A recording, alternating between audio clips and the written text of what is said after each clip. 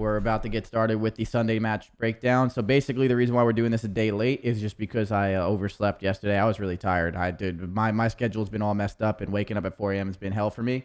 So we missed yesterday, but we are making it up today. That we haven't missed any other matches, so this is actually not that big of a deal that we missed it. Just one day late. I apologize, but we're about to do the Sunday matches, which was Paris and Minnesota, New York and Florida, and then 100 Thieves or LA Thieves versus OpTic.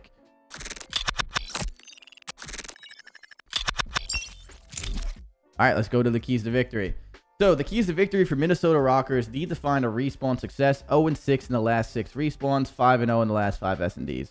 Lock down the SNDs first in round win percentage, Paris is 10th, and then find those breaks on Tuscan Hardpoint. ROKKR only breaking 6% of the hills on Tuscan. That's not a good stat to have.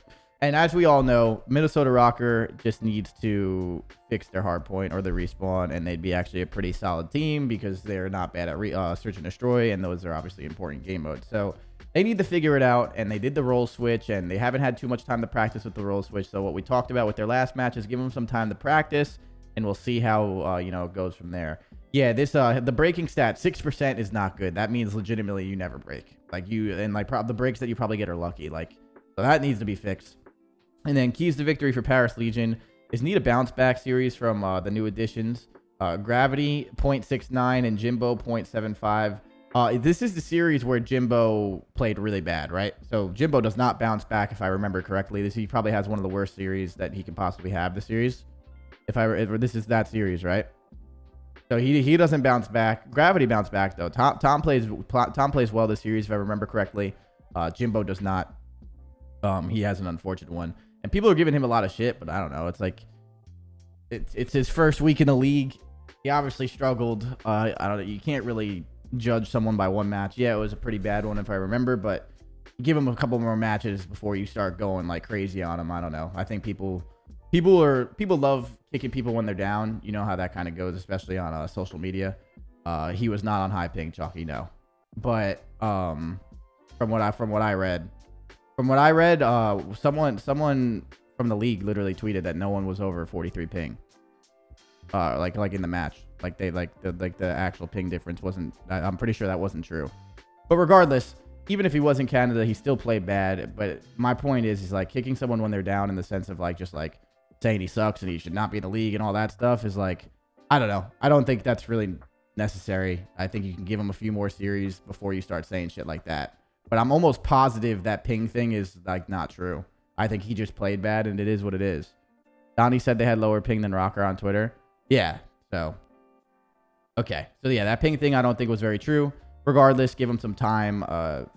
Everyone's kind of being mean for no reason right now. I think he's got some time. If he keeps doing it, then it's a different story. Get out from the hardpoint dungeon, last in rotation, win percentage, and break percentage, and hold. Oh, that's the trifecta. So they're just last at everything, which isn't good. Counter the A hits on Tuscan. ROKKR winning 69% of rounds going A. 38% on their try. Okay. Wait, don't we play on a central server or something? Yeah, when you play a match, they give you the most fair server that's possible. That's why usually when everyone lives in one place, it's a little bit easier to find that central server. But they're pretty good at giving you a decent server. It's been pretty good in that sense. So, I don't know. I think what's it called? I think they're pretty good at all that stuff. So, all right, on to the vetoes. Let's see. All right, Tuscan Hardpoint, Tuscan Search and Destroy, Tuscan Control. They also add ping if someone is on ping. I don't know about that. I'm not sure. But usually the matches are in a decent spot where they're relatively fair. They're obviously never going to be as fair as LAN, but you're not going to just get absolutely smoked and ping and just get destroyed because that's not usually they do a very good job of avoiding stuff like that. Usually the better team wins, and usually people play the ping is not the reason why you just get absolutely slammed. I think he just played bad, and it is what it is, and I think he's give him a few more series before you start making crazy assumptions. All right, Tuscan, Berlin, Bocage. Between these two, I don't really mind this. ROKKR doesn't win any of their respawns, so This was fine to me. I think this was good. Oh, pretty simple. So, all right. Let's do this. So this first map was interesting to watch. Again, this is a day old, so my memory is not as fresh. But from what I remember, this was like, looked like Paris could almost win this game for a little bit, but then like it just kind of kept going back and forth, and then at the end, Standy kind of chalked it. So like, ROKKR probably should have lost. I mean, should have won this map, and this series should have been a little easier for them. I'm trying to like think, but yeah, Paris kind of gets away with this one, just because Standy just forgot to sit in hill. We'll talk about that. He obviously made a mistake. But this is like a map where you'll actually see the role switch matter. You'll see Attach be using this, he using this AR, and then Preston will be using the sub. You didn't really get to see that role switch too much in their last match because they played Gavutu Hardpoint. So it's just kind of like, you know, you saw a bunch of ARs anyway, so nothing changed. So this was cool to see, like Preston use more of a sub on this map. Like you didn't get to see this too much in the last one, so we'll see. But skipping forward. Hold up. This is a good rotation. This is a good rotation from number 2. Like he rotates past them and he's gonna flip the spawn to 20 seconds. So they give themselves a setup where like they're in a position like this where they can hold this next hard point. All they have to do is actually make sure they hold it. This kill is really big for number 7 to get them off of both sides of them right now.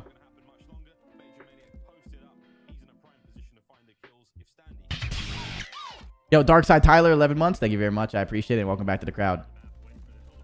We love you.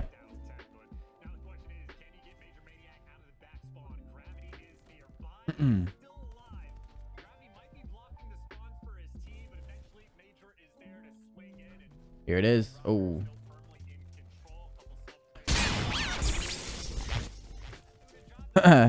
Cascading, thank you very much for the gifted sub. I appreciate you. Gave me some Crowder gifts in the chat. Appreciate it. Thank you. Thank you. Okay.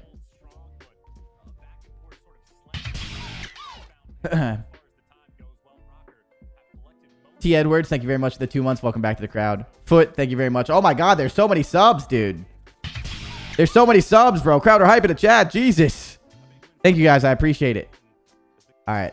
So skipping forward still, we haven't really missed much. I'm just kind of like breezing through this right now. So a lot of the times when you're watching Tuscan Hardpoint, this like 4-5-1 rotation here is pretty important to like, you know, who controls the pace of the map and stuff. A lot of the times, like just like how these hills chain together, you can do some pretty good damage if you're a really good team.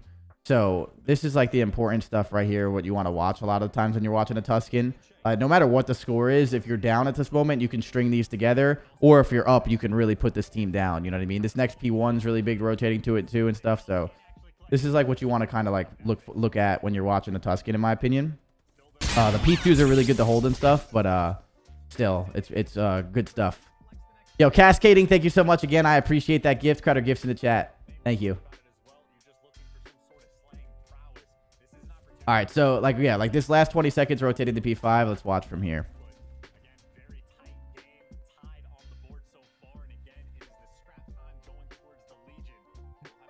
So like Legion gets this scrap and like, it's just so weird, dude. Like Minnesota is like so spread on this rotation, dude.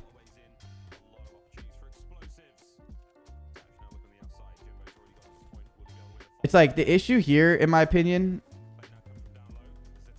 is very scary if you're ROKKR. Like, just like, my point here is what I was about to say is like, look, they get the scrap time here, which is fine. Like, you know, Minnesota ROKKR rotates, but they get like so spread out on rotation and they like leave gaps open where it kind of gets scary, dude. Like, you never want a team to get scrap time and initial. And I know that ROKKR holds this in the sense where like, you know, they end up breaking this right away and all that, but it definitely does get scary. Like, look, Paris gets that scrap time, and then they're somehow in the new before ROKKR is. You know, it just kind of looks weird. And with that being said, like that's where it gets scary here, where if this number 2 doesn't get this kill on the pinch and like, you know, he wins this gunfight and then they don't win the gunfights in the hill, like this can get really ugly really fast. So That's like scary for Minnesota. They end up making this work though, but that's just something to note. Like, you know, they kind of fucked up that rotation and then kind of got a little lucky at the same time. So that was interesting, but they make it work. Cascading leverage with 5 more gifted, and then Royce, thank you very much for the gift as well. Crowder 5's in the chat, hype him up. Thank you very much. I think we're on a little bit of a sub train too. I appreciate you guys. Thank you. Crowder 5's in the chat. Phase up, Cascading, phase up. Let's go. Appreciate you so much. You're the fucking best. All right, so we're here now watching. This. And ROKKR does a good job of holding this P5. So like this P5 to P1 is really important from that P4. So ROKKR does a good job of actually regaining there. And then let's see.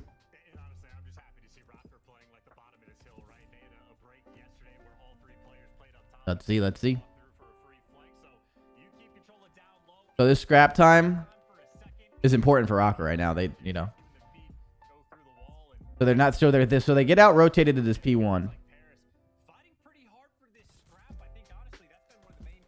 They get out rotated to this P1, and they don't get, so the scrap time's only 5 seconds, but they don't get the scrap time. So let's see how they do it. Number 4 should be able to play right through mid here. Yeah, that was a good play at the number 4. Like you see, like Paris leaves middle wide open, and as soon as they leave middle wide open here, it's just like number 4 is able to run through mid and just like do this play. This like middle route through you is like huge on this hill.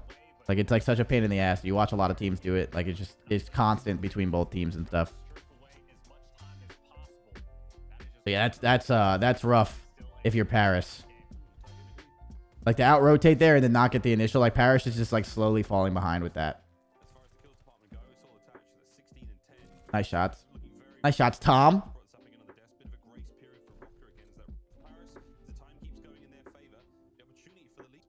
All right, skip forward. This is nothing crazy.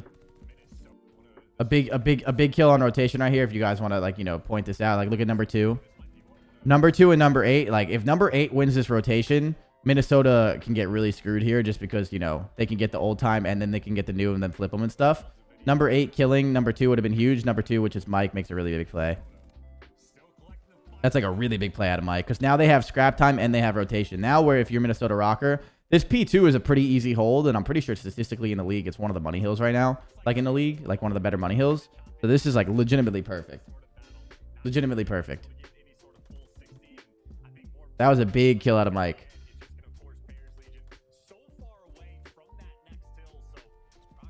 Pistol's going out. Oh, no.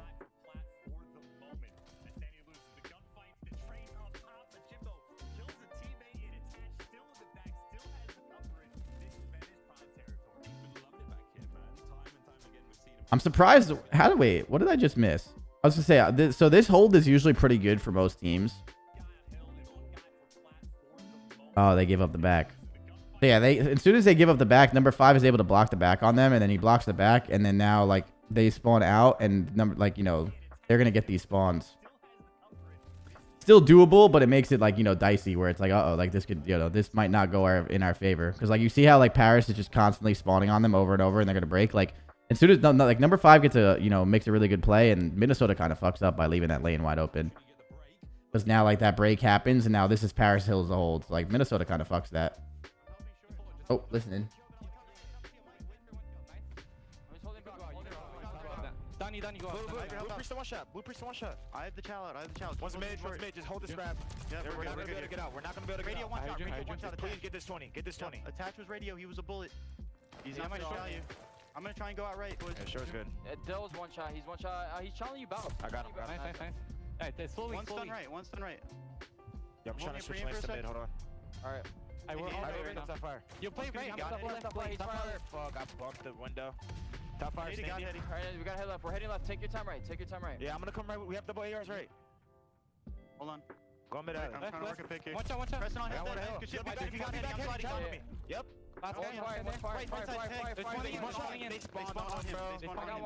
Secret, John, Priester. I hear you. One behind you. Good try. I need to go. Come from behind. One shot. Wait, Brian. Hit a time. Spawn there, right? Could have chilled out. Could be ours. I hit him with a nade. Hit a nade. They're so weak on the right. Hold on. Back secret. Major one shot. Got Hetty Preston. We gotta get a nade on the hill first. He's got it. Agent's in the back. Close, one shot time. Just gonna get mine I up. got him. One more got heady. Close hill, close fire. Got heady last guy, One more got 1v1. heady, Preston. Alright, big one, Don't big flip, don't one. flip. I'm hitting that. Y'all We pick can up just play left. this time. Preston one shot at old. He's dead. Y'all play left. Nice. We got. They're gonna flood blue. They They're get gonna top, flood they blue. get top already. Why don't you just get Yeah, top they and get just hold? short. Oh, Yeah, fuck. I'll try to get top. What you doing? I get top. I'll try to get top. He's already Yeah, I'm going in the back. I'm going in the back. They can't crypt. Give Catch me ready, the cross Top out. green, top green, top green. Calm down, Brian. We're good over here. Temp trying to lead from the front. You heard in the comms there. Whether it's telling folks to calm down, telling folks to get the nades in, and with Paris still retaining the lead. So that listening sounded better than the last time we've heard their listening. They still sound like, in a sense, like kind of frustrated. Like, you know, just in the sense of just like, even, you know, I'm pretty sure Brian is Jimbo. I'm assuming that's his name. But like, you know, he pushes by himself, and Temp, like, you could hear it in Temp's voice, like, you know, like, wait next time, dude. Like he's like, dude, like, that's I interpret that as like, what the fuck are you doing? But like, there was a, you know, they still seem like a little frustrated here and there, like, in my opinion, in the sense of just like a lot of the basic things that like that should be happening, I feel like isn't, and it just seems like, you know, they're trying to like make sure, but it definitely sounds like way better. It definitely sounds like way better in the sense like what they did sound like, especially when they first were holding this scrap. Like, Temp was doing a good job of saying, like, listen, we're not going to get out. Just get the scrap time, and then we're going to obviously try and figure out a break. Like, you know, like, that stuff is all, like, important. So it's just, yeah, I definitely think there's still some frustration of, like, you know, things going wrong that shouldn't be. And that's, you know, in a sense, just, like, that's justified. Like, you know, some of those mistakes that Donnie was saying, like, you should be waiting for each other. You should be doing that stuff. So it sounded better. It still doesn't sound great. But they still have some time to keep working on it and stuff.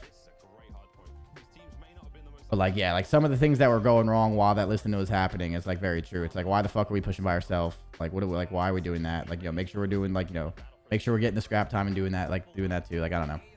It sounded better. It sounded better.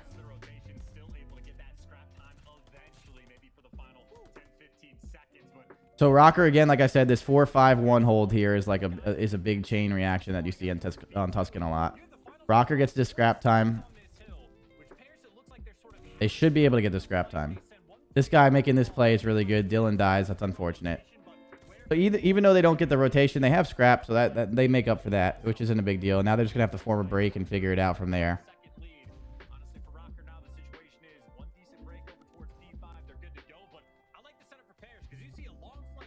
Big kill out of number 7, making sure they don't lose spawns. Like, because a lot of people prefer to spawn roof instead of this side a lot of the times.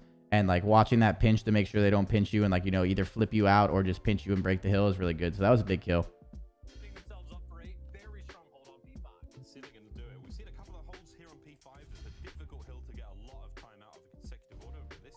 Like, see what number 1's doing right now?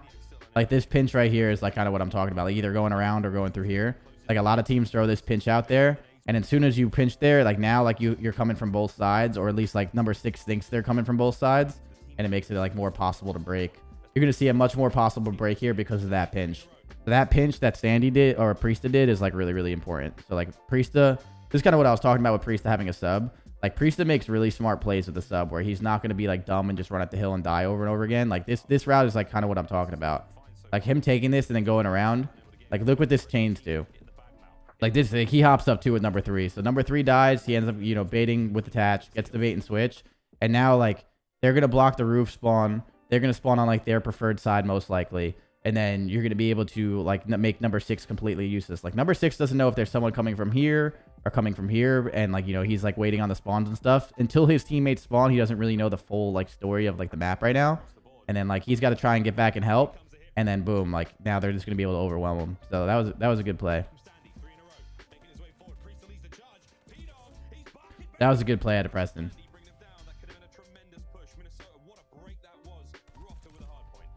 Because now they're going to get the scrap again. And at this point, like, this scrap is really, really important, right? But this is where the fun stuff happens. This is where the fun stuff happens.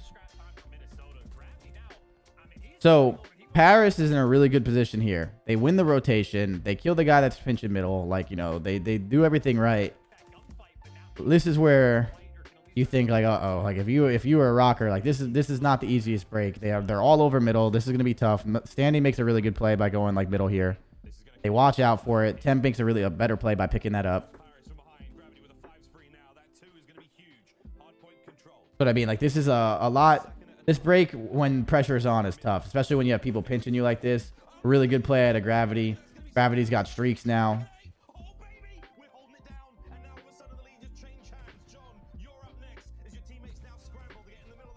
Streaks are going down. Like, right here, that streak is tough because, like, you know, you think, like, the streak's going to save you and, like, you know, do everything that you need to do. Dude.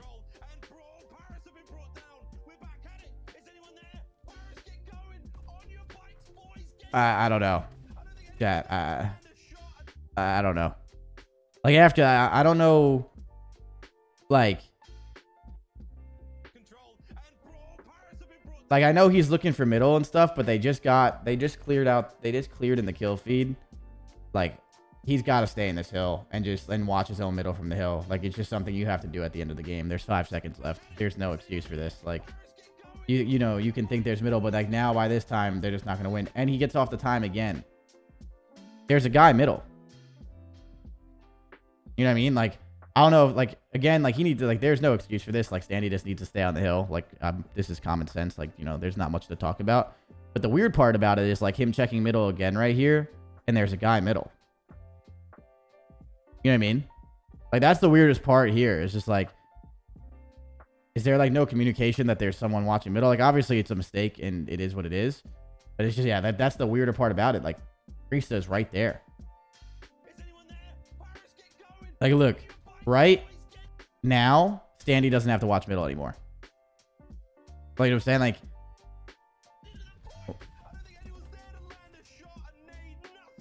and then boom. I don't know. But he didn't have to watch middle in the I don't know. It was just weird. Regardless, he needs to stay in that hill and watch middle. He knows he fucked up. It doesn't even look like any of them noticed what the fuck just happened, by the way. All 4 of them are like, kind of like, oh, whatever. Like, that sucks. It's like, I don't know, dude.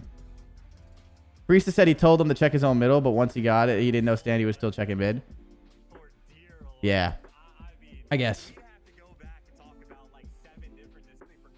Yeah, in hindsight, in there, you don't know what's going on with the comms and shit. But yeah, that sucks, obviously. But whatever. That was just such a weird to watch. Watch that happen in real time was so, like, crazy, in my opinion. It was pretty nuts.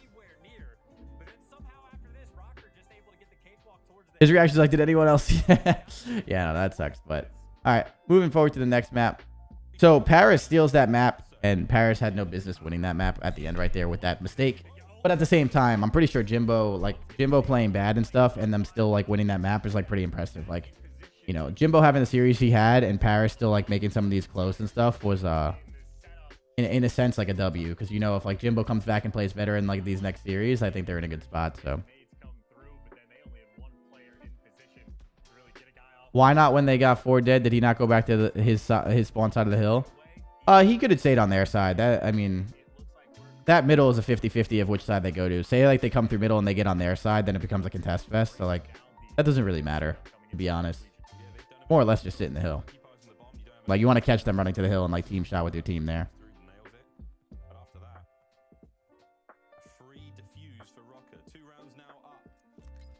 So this is the Minnesota ROKKR we know and love. Their SND. Nope, I gotta get this off the screen.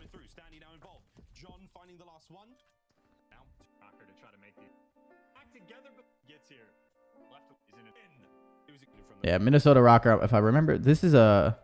I don't think this goes crazy, right? Or does it?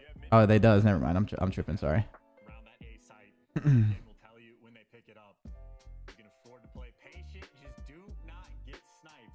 Do not get sniped. Oh, shit.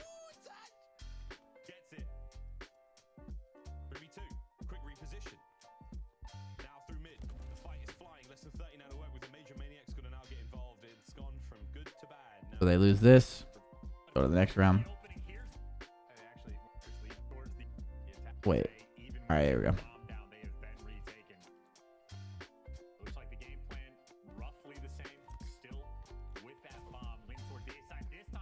Tom wins that fight. Tough stuff. Tough stuff. That was a good play out of Jimbo. Even Stevens now. ROKKR on offense. That is, I mean, instantaneous. They at least have control of you, but this is Paris putting all the pressure through mid. Stanley does get traded, so mid control Paris still has it. You have mid control. That means for ROKKR, they cannot afford to plant this bomb just yet. Oh. They need to find the first kill, but Good plays out of John. John gets the next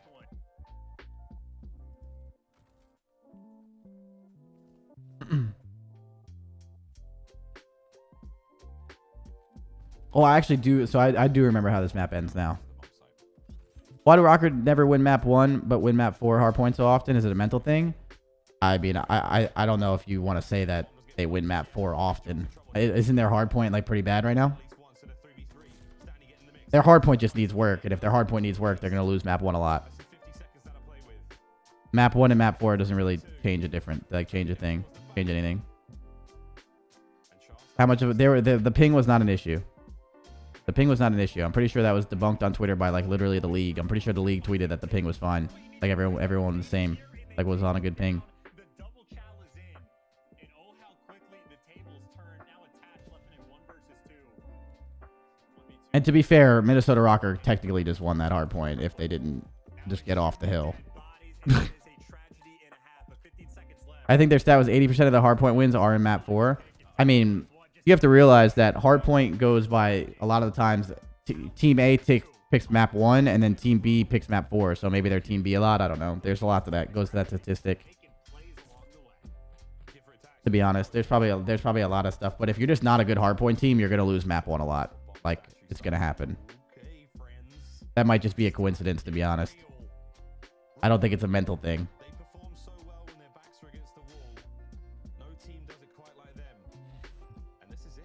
Yeah, so they lose this. Yeah. That's where they said attached did the wall glitch. Wait, what are you talking about? Sorry. What wall glitch? Am I missing something? Attached did the wall glitch? What? What is the wall glitch?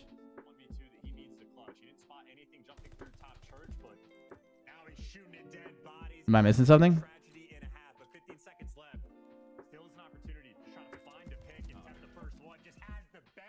He just died. Aim assist thing? Where? Where did he do the aim assist thing?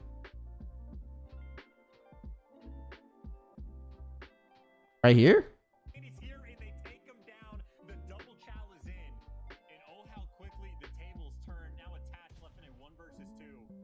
Wait. Isn't he just going back and forth from like... Isn't he just going back and forth from like right in front of him in the ladder?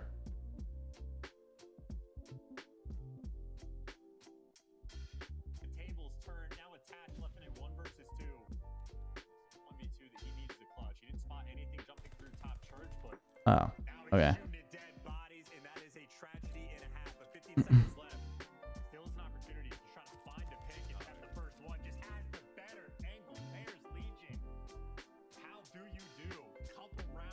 All right, so Minnesota goes down 0-2. Realistically, realistically speaking, it should be 1-1, and I'm not a big fan of shoulda, coulda, woulda kind of thing, but they literally got off the hard point, so that sucks. But they're still down. It is what it is. Like, mistakes happen, and you're gonna obviously have to pay for those mistakes. This was still a very long series, a very far series from being over, just because Minnesota is still a good team. And all they need to do is win 1 hard point. I gave them the advantage in the control, just because I thought, like, Minnesota plays like this Tuscan control a lot. I don't think they're the best at it, but they're still comfortable on this map. And as soon as they win this, all they got to do is, like, obviously, like, get to that last map, and then it's Minnesota's favor. So them losing that SND, though, was pretty surprising. And that's my thing, though. In my opinion, like, tell me what you guys think about this before we go into this for the rest of it. Tati, by the way, thank you very much for the 14 months. I appreciate you. I know I missed your sub.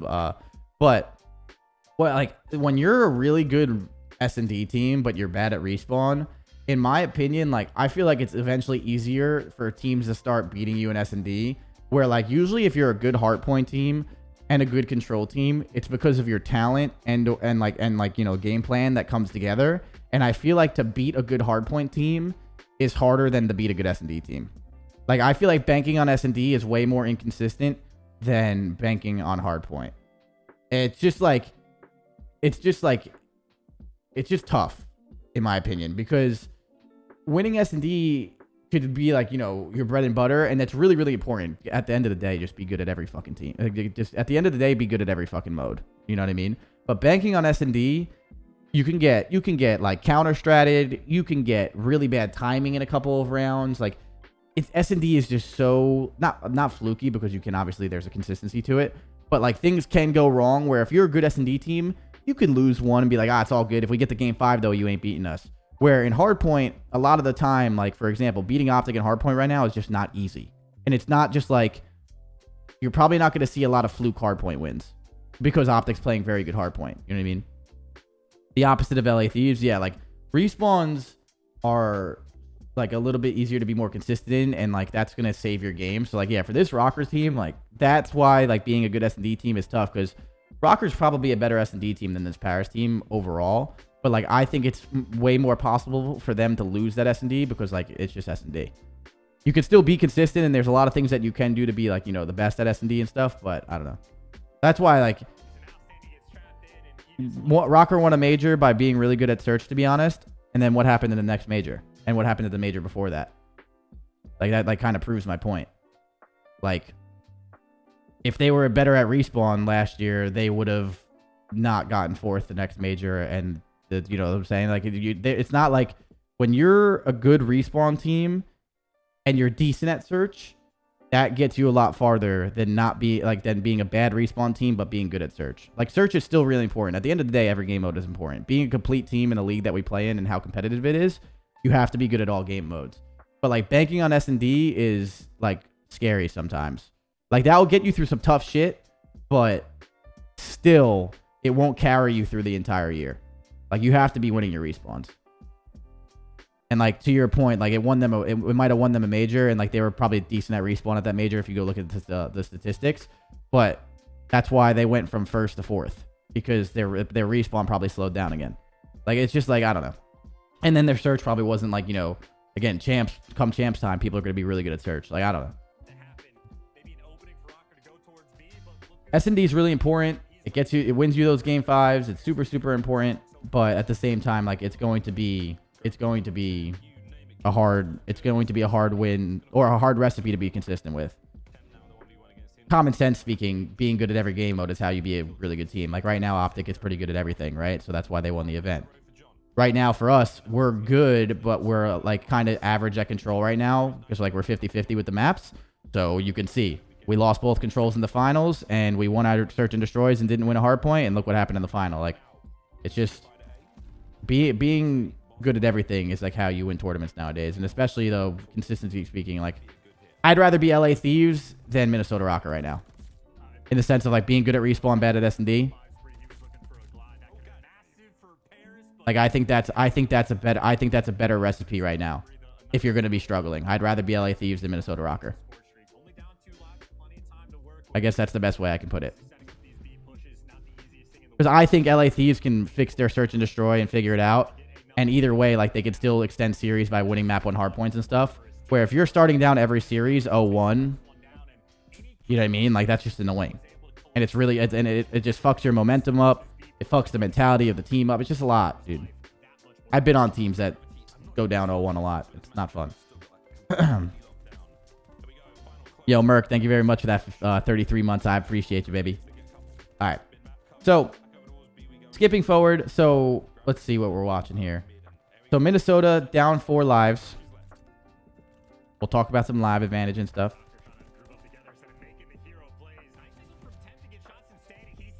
Yeah, we'll talk about the LA Thieves search and destroy versus OpTic and stuff soon, Trent.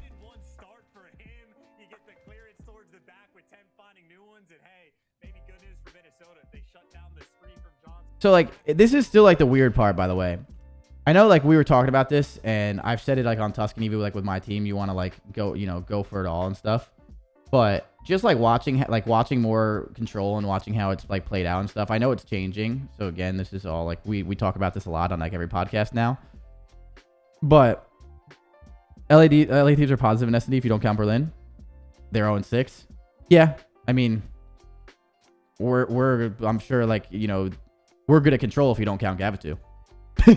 You know what I mean? Like, that's just, it is what it is. Of course, like, with that being said, they have one map to, like, work on, but still. Like, I know what you mean. But here, so, like, here is, like, what I was saying before the other day. Like, you're only down 4 lives. Like, with the current playstyle, I feel like you just take the L. Just throwing that stat out there. No, I know it's weird. It's weird even to think of, like, my own team stats sometimes with that stuff. But it's just, like, so weird with how good this league is. You got to be good at everything. But it's like, I don't see the point of, like, pushing this. Do you really think you were gonna cap B those 3 ticks with 20 seconds left without getting grenaded and stuff and everything? Like, I don't know. I thought about it. Like, we talked about it after the major when my team tried doing it. Like, in this first round, like, setting the tone, being down 4 lives is not the end of the world on an offense.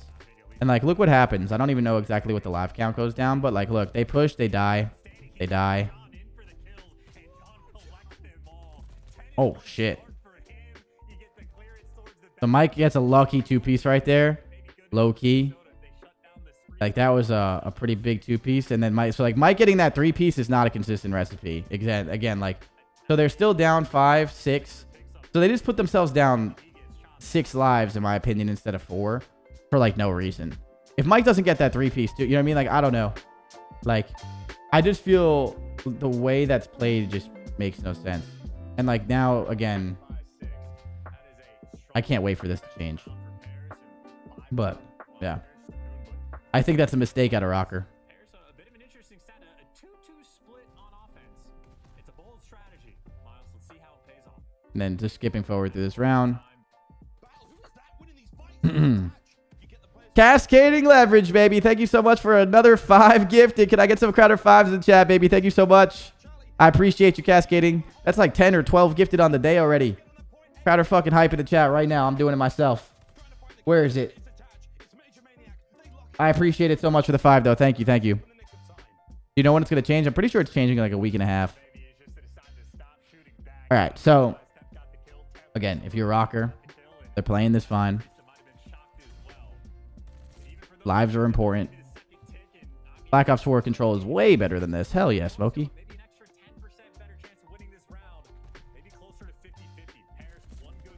Good plays, good plays. Skipping forward. Paris does a really good job, by the way, of getting these ticks where all it takes is this one push. So, like, Paris getting these ticks early on was actually really good for them. They did some pretty good stuff there. Basically, right before the major, probably. I don't know exactly when, though. The ROKKR shutting down their offensive pushes. So, like, this is the difference, like what I was saying before. So, now, if you're Paris Legion, pushing this is more doable because if you actually win this push, you can win the game with 1 tick. You see what I mean? The difference between Minnesota's push and Paris's push was that Paris had the push. I'm sorry. Minnesota had to cap all 3 ticks in 20 seconds. That's probably not going to happen. I would push this if I'm Paris. Yeah, you're down 3 lives, but technically you're already up 6 in the whole other round, so you're in the positive. And this is a way more doable thing to you know, this is possible. So, like, here, I would probably push this if you're Paris. Like, I wouldn't be against pushing this. Like, do you guys agree with that? Like, I think this is more doable. No, the control change has not happened yet. Like, if Paris wins this, I understand this push. So, I actually don't mind this push at all. But, like, you know, shutting this down is also very easy for ROKKR, so they do it. But, like, now here with 5 seconds left, now you just hold. Your push got shut down, hold. So, if you're Paris, you're up in lives. That's good.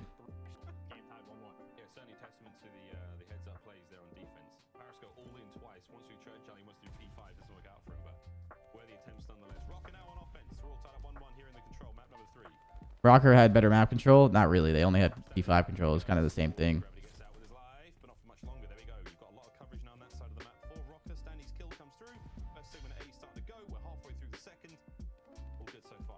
Alright. ROKKR's down in a few lives. ROKKR's got their offense. They cap A right away. They have plenty of time. Skipping forward, you know, blah blah blah. Get to the fun stuff. Alright. So same thing here. ROKKR has these points again at the like towards the end. This is obviously really good that ROKKR does this. They put themselves in the position to obviously win this 1-1 push. So here I don't mind this push again. Like this is good. So they get 1. They get 2. Now they're just gonna cap the point. Like you know what I'm saying, in a sense like where they're in a position to cap the point. And it's over. So backing it up. The thing that like highlights to me is like look at this setup they have going right now. Why?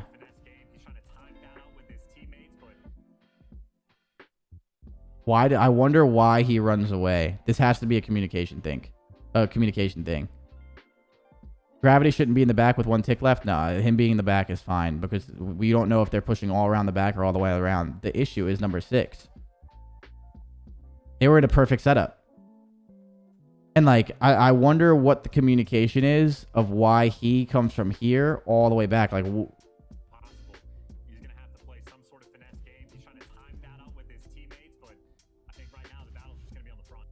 he's not helping anyone now. And I wonder if he got naded or like was scared of grenades or I wonder like what caused this because that happens. I wonder, maybe it's a grenade. That's what I'm saying. It has to be something. Maybe they don't see. He thinks they're all hitting there. Yeah, but like in a team setup, again, this could be communication. Maybe Gravity gives him a bad call. I don't really know what it is. It's like all hypothetical.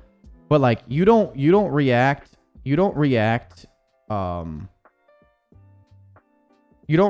to like that of like unless like Gravity gives you the cue of like, yo, I need help in the back. You know what I mean? You don't just do that off of instinct. That's not how you play like as in a team environment. But like so like what? He throws a nade. Does he hit this? No. John's already backed off from that nade. So I wonder if these guys hit nades or something. I don't know. But this just looks so weird. So maybe he does get hurt. Can you see? Wait, can you see health? Can you see health? Oh, yeah, you can. You can see health. I'm tripping.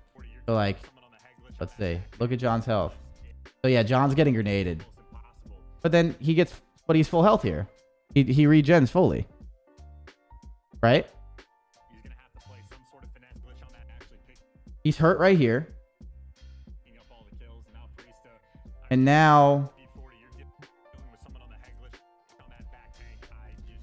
Ready? He's regened. So right here, he's full health. And then he runs away. So, like, I don't know. Maybe he was scared of more nades hitting. I'm not too sure. But it just looks weird. So, yeah. That was just a weird play. It leads to them winning it. And then as soon as ROKKR wins this offense, this is their game to win. Like, plain and simple. This is their game to win. You skip forward. ROKKR beats them on defense. Boom, you get a 3-1. So, yeah. I don't know. If they crossfire, the guy laying down gets a free trade. He's hurt it again after that, does he? So yeah, maybe that's what it is. That's like more or less like I'm not even like criticizing and like that's like a terrible play or something. It just something caused that to happen. It had to be grenades. But whatever, no biggie. That was just something I noticed on the map. And then the next map is Berlin Hardpoint. He got naded again. Okay, that makes more sense. I figured he was probably just getting banged out by nades, and he was like, yo, screw this. I'm out of this. I'm out of here. You know what I mean? Yo, Cosmic Fall, by the way, with the 19 months. Thank you very much. I appreciate you. So if that was the case, that was a really good play at a ROKKR by obviously throwing those grenades and stuff.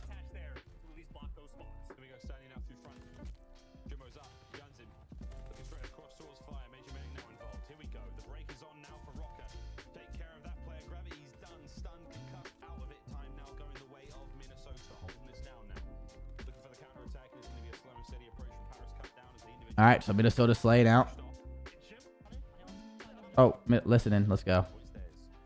Oh, that hill honestly might be the moment of the game, right? Because if Minnesota don't get that break, well, Paris might start to run away. So, but it looks like Where's the listening? Time it's towards Minnesota. Okay. John, attempts and fire. I'm gonna re-pinch warehouse. And one's They're top three. spawning He is top three. They're spawning P1. They're spawning P1. Outer, one guy's outer. I'm re-getting library. I'm re-getting. Go street. Preston, go Street, street. Donnie, he's weak. Oh, he doesn't know me here. Thomas, he's on the flip car. On the flip car. One's top 3. I'm gonna make it play top 3. Top 3. I'm top 3. I'm top 3. Donnie is Outer, John, dead. Donnie Yeah, is I'll look street. for him. I'll look for him. Top P1 dead. He can be Nice. low library. He's He's probably low. Okay, okay. I'm back. Jimbo top flash. Jimbo top flash. He's docked. Docked to low library. Dead. So one's on me, close broken. Docked to low library. Every chow. He close left on me. I'm looking I'll get a library windows. Donnie, On hill and stone. On hill and stone.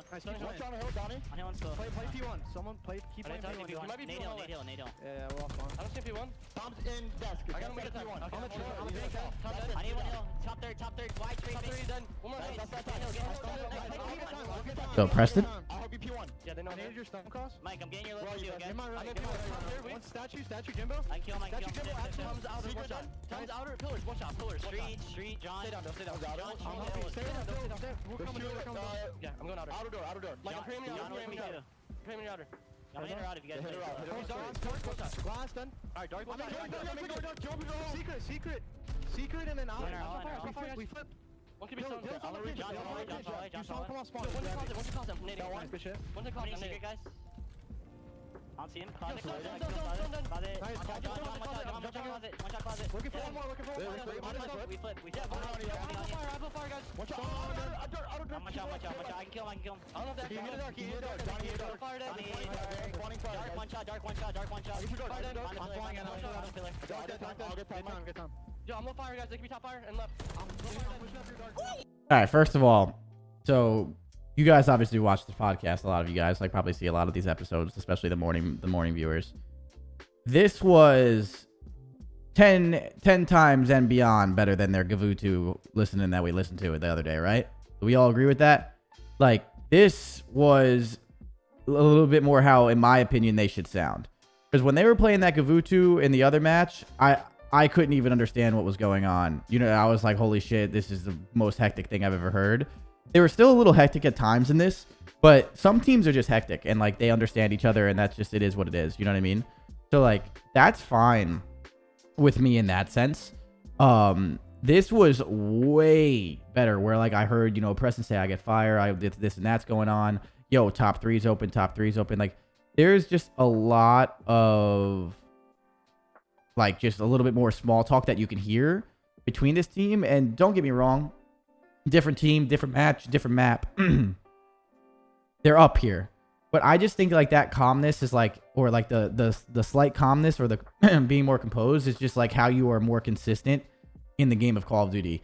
Because like Call of Duty is such a fast action game in the sense where like if you miss one comm, that can cause you an entire rotation. You know what I mean? You miss one comm, one route, one person, and it's so important. So it's like I feel like they sounded way better here than they did in that Gavutu.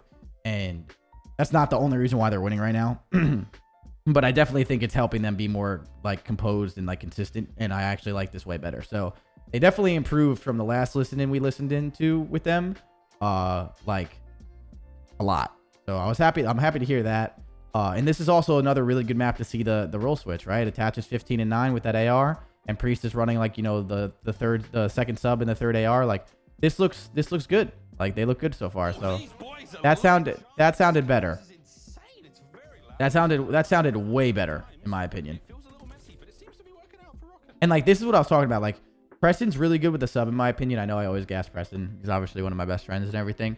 But like Preston being this player, he's really good at getting in your base, but like not going too rogue and flipping spawns and being a fucking idiot. He's really good at finessing his life, being annoying in your base, and like, you know, kind of being that player that's just always going to be like somewhere that you don't know. And he's really good at finessing his life and playing those spawn kills, and he's doing it right now. So they like right here is a really good setup out of ROKKR, especially having scrap time too. Like they have them all picked in the back right there, and they have P2 rotation. You know, like this is exactly where you want to be. Do you still think it was a little too hectic? Some teams are just naturally hectic, and that is what it is. So I don't know. I don't really listen to their scrims and comms. Their comms and scrims all the time, but they definitely sounded better. I mean, for me, I would want a little bit more calm, but like the team that I coach can get hectic too. You know, like Atlanta Phases comms can get a little crazy as well. So it's like you got to work on it every day. It's something that like you can easily let it get away from you if you don't work it on every day. So you know, it could have definitely been a little bit more calm. Like Toronto's comms are probably my favorite in my opinion. But like again, it really depends on who you're working with and stuff. They have not had a great deal of success. E2 though, maybe where they're trying to string it together. Game. So The front tank side, he's clearing out this bomb site. skipping this forward, Get that early rotation in and then here really quick. Front, ROKKR forward, positioned very well. P2's all there. So this moment is where it probably gets away The hit now from from Paris. Paris, if I remember. Priest is still on a 5 spot. So Paris invests like 4 into the scrap here. And as soon as they invest 4 into the scrap here and they leave all of these lanes open, which is middle and left, like watch. Very well. P2's all there. Is attached to him on the outside. Trying now buy some space. Here comes the hit now from Paris on the interior. Like look, they leave middle open. Now number 4 gets behind them. Spree, Gravity now getting And now they're going to spawn, you know what I mean? it down from the outside. This flip, if you're Paris and you flip right here, you're like, fuck, dude. This is the worst. Absolute Because now you got to form a break. It's not an easy break. The whole thing, like, you're pissed. when you talk about romance, you can't even really get it done. And again, ROKKR's going to take majority this time. And then ROKKR's going to flip them into the back. And now they're going to play here. So it just looks perfect. really show himself maybe. If they don't start winning these gunfights, it's gonna be They do let someone through. strike. Jimbo gets one inside. Lead that every little bit. And then that's it. So ROKKR did a really good job of controlling the game here and getting the spawns for the next one. And then they'd get the majority of the time. And then they would flip to the new hill. Like, they played a lot better hardpoint here. Priesta is a huge highlight of 29 and 19 with the new role of being able to be aggressive, be in your face, and be annoying. Like, if someone with Preston's playstyle is 29 and 19, this is probably going to be the scoreline a lot of the times just because of the way he plays. That means he's finessing his life. He's in your spawn. He is playing fucking perfect and everything else. So, like, this is good play out of Minnesota. And if you're a Minnesota fan, this is what you want to see. So this is pretty dope. They play this good. Obviously, much happier with them. And they should have won both hardpoints. I'm not a big shoulda, coulda, woulda guy. You guys know that. But if Standy just sits in the hill, they win both hardpoints. So that's a step forward. A step forward. We'll see what they do against other teams and stuff. But it's a step forward for them. And we'll see. Toronto's an anomaly when it comes to callouts. I mean, those guys are like, I don't know. Yes, they're an anomaly. And yes, everyone's different. Every team's different. Personalities and like people's tone of voice. And there's so much that goes to it. But like, dude, Toronto's doing team meditations at the kickoff and stuff, dude, to like, make sure they're all like calm and like in the zone and shit. Like, you don't see any other team doing that. Like, I think Toronto does a very good job of keeping that calmness, and it's because they practice it probably the best, in my opinion. I don't know, I'm a huge fan of that kind of stuff. You guys know that. I love all that kind of shit. So like, to watch like Toronto do it and like make it work is pretty dope. I'm telling you, we had the room next to Toronto Ultra at the kickoff. And like, we heard their like team meditation thing coming through the wall, and like you can like hear like the proctor or the narrator or whatever you want to call them, fucking, like comment, like, like, deep breath in, deep breath, like shit like that. And I was like, Jesus, dude, like they're making an effort to sound calm, cool, collected, and composed. You know what I mean? It's just like that to me, that's awesome to watch. Still didn't stop them from getting reverse swiped last year. You just completely proved yourself. So yeah, it doesn't stop them from getting. They got reverse sweeped. What happened in the next event? They were in the finals. Like, what? That if anything, that shows you how good their composure is. How many teams blow a 4-0 lead and then find themselves in the finals in the next event? I feel like that just shows you what their composure is. Like, obviously they choked that. It's gonna happen. But like, I feel like your point just showed that their composure is actually incredible considering they just did that. Like, I don't know. I think that shit's important. I don't know. Eight's couple of shots. No one wants to give anything. Standy on that bad boy. Oh, Priest around the outside. Standy with a 2. All right, so this next map, Bocage. Bocage is a fucking crazy ass map. It gets mixy. Rounds go back and forth. If there's one thing I'll say, you don't want to be Paris Legion playing Minnesota ROKKR in a game 5 after being down 0-2. So you have all the momentum if you're ROKKR. You're the better SND team statistically if you're ROKKR. You just won 2 maps. Like, everything if you're ROKKR is just leading to this moment where you're gonna win. As soon as I saw this, I thought this was over. So like, that's just plain and simple what it is. ROKKR wins this. That's exactly why you don't want to see this team in a game 5. Because being good at search is important, but the respawns, winning those respawns get them to this moment. So this looks a little bit better for ROKKR. Still a little bit sloppy, but better. And that's what you want to see if you're a ROKKR fan. I don't really think there's much to really break down in this series for Paris. The one thing I will say that might not, you know, make ROKKR's case better, if Jimbo doesn't have the series he has, you never know what happens. Like Jimbo probably had one of the worst series you're probably gonna see him have, hopefully. So that's another thing too, where ROKKR takes advantage of that and just wins those next 3 maps pretty easily. So I'm curious to see like how Jimbo plays for the rest of the year. That sucks, but you know, I don't know. pretty good stuff out of them. Step forward. Nothing too crazy to rate yet, but we'll see. All right, let's go to the next match. Okay, so keys to victory. I don't fucking care about any of this, dude. This match is boring as shit. I'm gonna tell you right now. As soon as I saw this, I stopped watching the match. I'm just gonna be completely honest with you. I'm going to be completely honest with you. My team was scrimming and stuff. And as soon as I saw Bocage Hardpoint versus Florida Mutineers, I stopped watching. I'm gonna be dead. That's it. I immediately just like turned this off, and I was like, I'll wait for the thing. I'll wait for the fucking next match. Like I didn't even watch this, so I know it was a boring match. I saw bits and pieces of it, but I did not watch this in depth. This was just fucking stupid. Listen, I know I'm one to say, like, you know, you never know what scrims or how scrims are looking and whatever and all that stuff. Like it's very hard. You don't know, like a lot goes into vetoes other than just statistics. So like I get it. This New York team's not winning a hard point at all, so they're not good at any of the hard points. If they're not winning any of the hard points, to play Florida on their hard point doesn't make any sense to me. Like I don't know. Like this team was just obviously they were in a spot right now where they're just kind of down bad. They're probably making a roster change. There's no way this changes. You know, there's no way this team is staying together. So they probably said fuck it. But I still think for Florida, if you look at Florida's statistics really quick, hold up. If you look at Florida's statistics real quick, they're 6-2 in Bocage, they're 0-2 in Gavutu, they're 1-2 in Tuscan, and they're 1-1 in Berlin. If you're a bad hardpoint team and you don't have any good hardpoints, why would you play their only good hardpoint? It doesn't make any sense. It just doesn't make any sense. Like, I know they were probably just in panic mode and they said fuck it, but like, I don't know. I think this was silly, in my opinion. Now, if you go to New York and you take the Kickoff Classic out of it,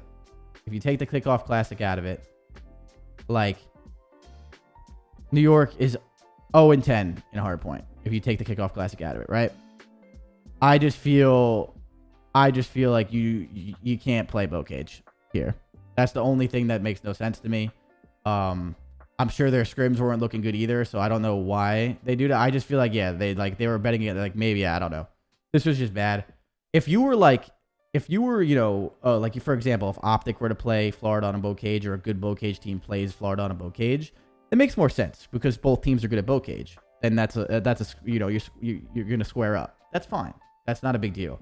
But to square up with Florida on Bocage when you've never won the map and you're struggling in hardpoint, and like Florida's map pool outside of Bocage is kind of tough. I don't know.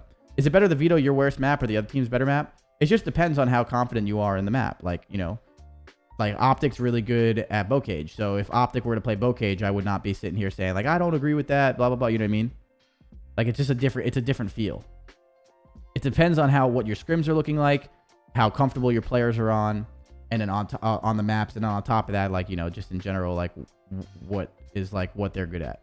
Like, how good are they at Bocage, you know? Like, that's just what it is. So I don't know. Like, I just feel like that was a huge mistake. And I don't really say that about vetoes a lot of times. You guys know 99% of the time, especially on this podcast, I actually don't say that was a huge mistake, or, you know, I don't really get too critical about vetoes because you just never know what goes into it. I think that was just crazy. And I know this team is kind of checked out already, but I still think you got to give yourself a little bit more of a chance than that. So as soon as I saw this, I kind of chalked it, and it is what it is. Skip forward.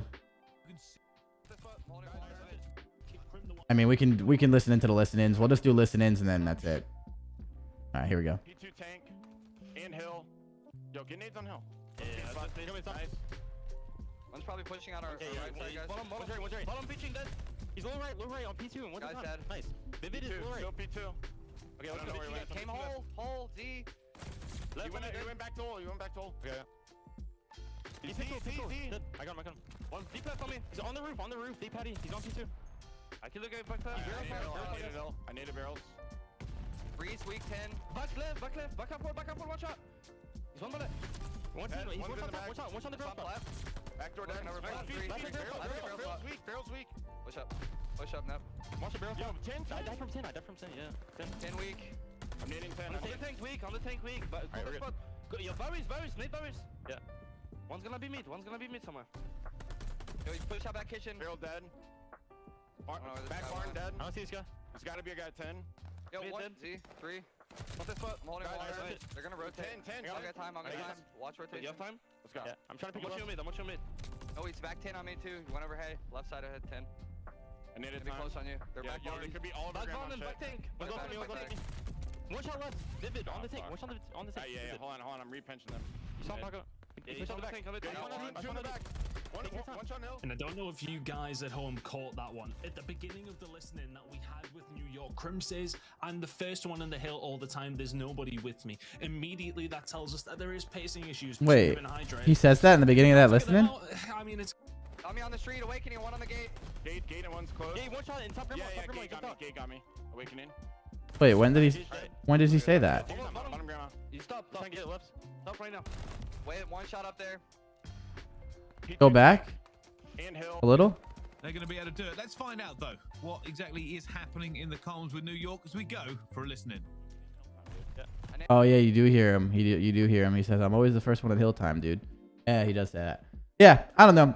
They're obviously, this team's checked out. They're getting shit on. They're playing terrible. They need to make a change, and that's just it. So like, they're obviously not happy.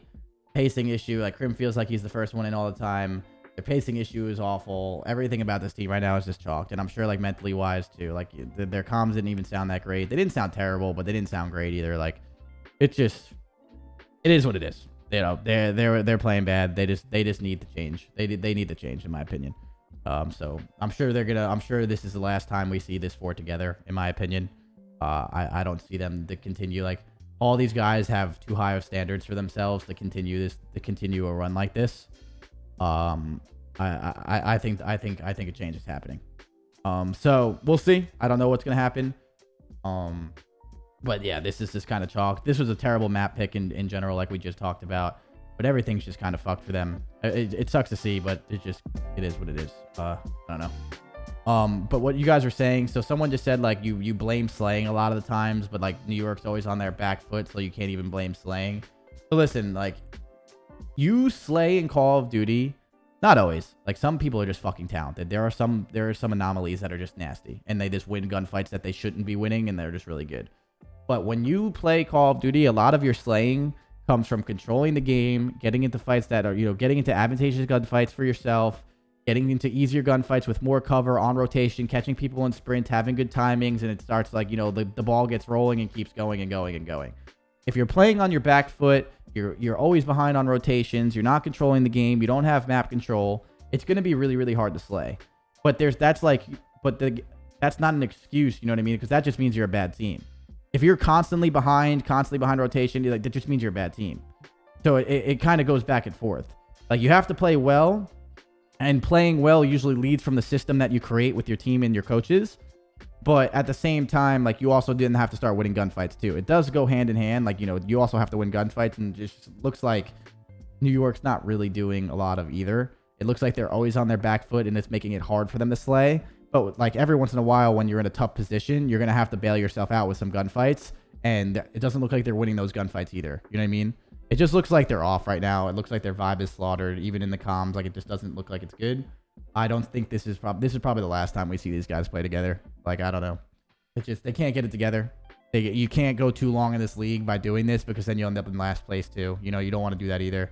I think this is just blow it up and let's figure it out from there. So I'm curious to see what they do next. I don't know. It sucks. It definitely sucks. Yeah, 250 to 102. The kills and stuff were just not good, and that's it. If there is one thing that you can win right now, if you were New York, like NYSL, it would be the search and destroy.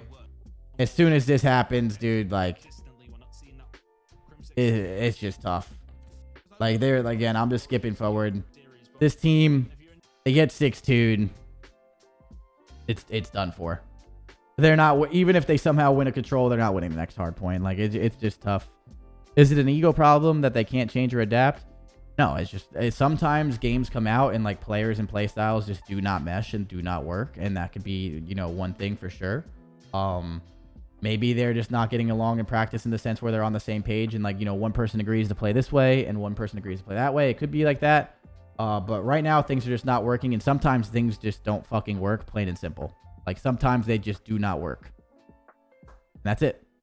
So I personally think that they've gotten to the point right now where this roster is done and the atmosphere of the roster is done for too. And as soon as you like lose that team vibe of like, not like good vibes, all like laughing and happy with each other, but the team vibe of just being productive and getting better and the fire to want to get better together. And as soon as you lose that fire, you're done. And I feel like this team has lost that. I don't know. I feel like this team is like, you know, kind of checked out in the point where it's like, we're just not going to win anymore and something needs to change and it's fucking done. So yeah, I don't know. It sucks because they obviously have legends on their team and they have good players and stuff, but it's just not working, which is just, it is what it is. And then this, yeah, this next map, I'm pretty sure right off the rip, Florida wins this. Or no, do they not win this? No, sorry, NYSL wins that first defense. I apologize. But then like NYSL then wins this defense. I mean, Florida wins this defense by 12 kills. And then it's just over. I'm not even listening to him just because like this was like a quick one. You win this offense, it's over. Like this is just like the beat down series, the push them over the edge, and I think this is it. So GG, Florida wins 3-0. That's a quick one. We don't have to spend too much time on that. So second, I'm curious to see what they do. I know there's leaks and stuff of like what's going on with what they're doing, but I don't know if any of those leaks are true and stuff. Shotzi keeps leaking shit. Wait, Shotzi leaked something again? What did Shotzi say? Paul X is on NYSL. Is that what Shotzi said? Is that true, chat? Interesting. If that's true, then I mean, good for Paul. Paul's playing well in the league right now, and they definitely need like some younger slaying power. So I'm not sure if that's the case. We'll see. We'll talk. We can talk about that. Not exactly. That's what I mean. If that's the case, that's obviously still a rumor. I don't know. But we'll see. There's a tactical rap video. He said it, but he was being sarcastic, I think. Oh, never mind then. Who knows? We'll see. We'll have to just wait and see. We can't really talk about rumors too much just because you don't really know. We can talk about rumors maybe like tomorrow or something or like later after this podcast, but it's kind of hard to talk about them here just because if that's the case and they do pick them up, I think it's a good one. You know, I think Paul does this like, you know, does this run with London and then maybe he gets traded to NYSL. That'd be pretty cool. He's playing well with London, so we'll see. Not too sure. But here we are. Los Angeles Thieves. The Thieves, sorry. Keys to victory is hardpoint record sustainable with an average slaying 14-4 in hardpoint, first 1.01 KD. I think that's sustainable with average slaying. Obviously, slaying it makes it easier to win hardpoints. But I think LA Thieves in general of like how like their philosophy of how they play hardpoint, like, you know, their game plans are pretty good. I think it's sustainable, but you definitely want to kick it up a notch if you want to beat the best hardpoint teams in the world or like the best teams in the world consistently that slay back, aka like a team like OpTic. You're gonna have to bring it, right? If you don't bring the gunny to the OpTic series, it don't matter what you're doing, you're probably gonna lose. Like, so that's true to a point, but I think their philosophies are really important too, and I think they're really good. That's pretty cool. So I'm happy for that. That makes sense. Get rid of Berlin SND, 0-5 in SND, OpTic 5-2. That's common sense. If you lose the coin toss, just skip map 3. OpTic is 6-1 in Tuscan, and Thieves is 1-4.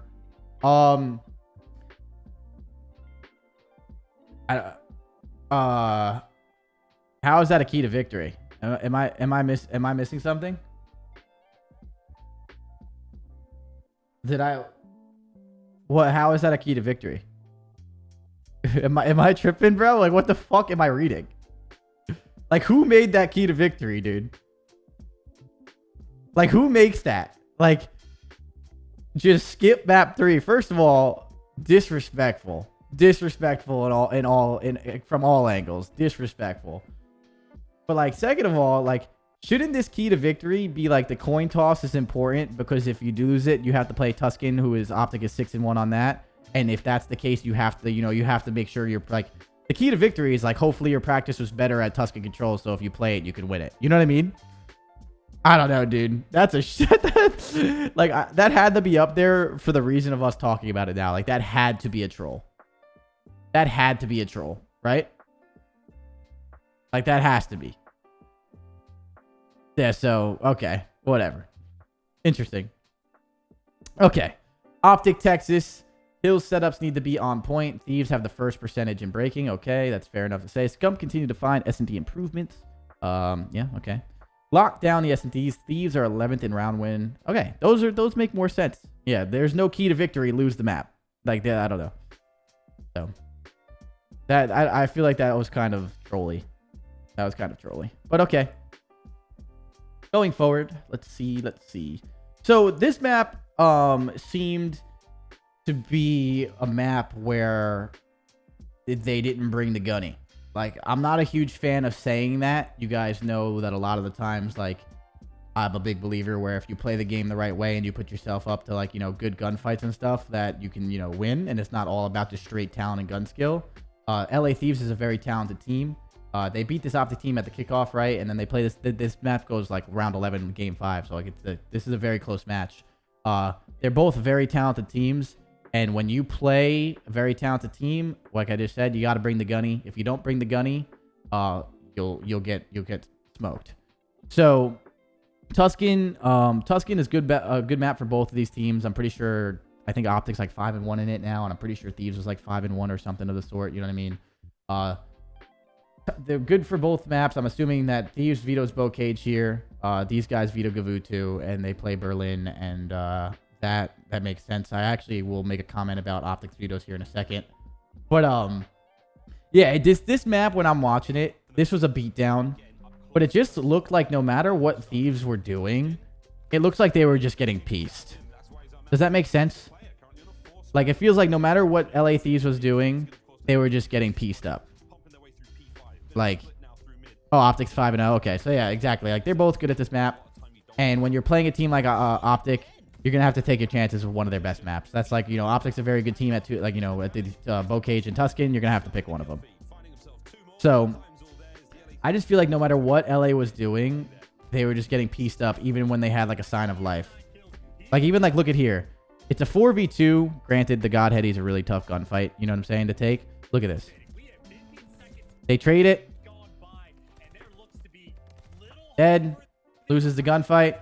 Lose the gun. You like, trades are just not going in their favor. You know what I mean? Like, I just feel like every time they had like a sign of life to like potentially break the hill, their trades weren't in their favor. They lose the fights and they get reset again. Like, yeah, they get the spawns in the back, but it's just not enough. Like, they're not getting anything from their pushes just because I feel like they're losing fights. This was like, I usually don't say that, and you guys know I'm not a huge believer in that statement, but it just looked like OpTic was on the fucking money here. It feels like OpTic was on the money. They were all over them in pressure, and then gunfights were going in OpTic's favor. Like, it was just the best of both worlds for OpTic. They were playing good, and they were fucking smoking them, and yeah.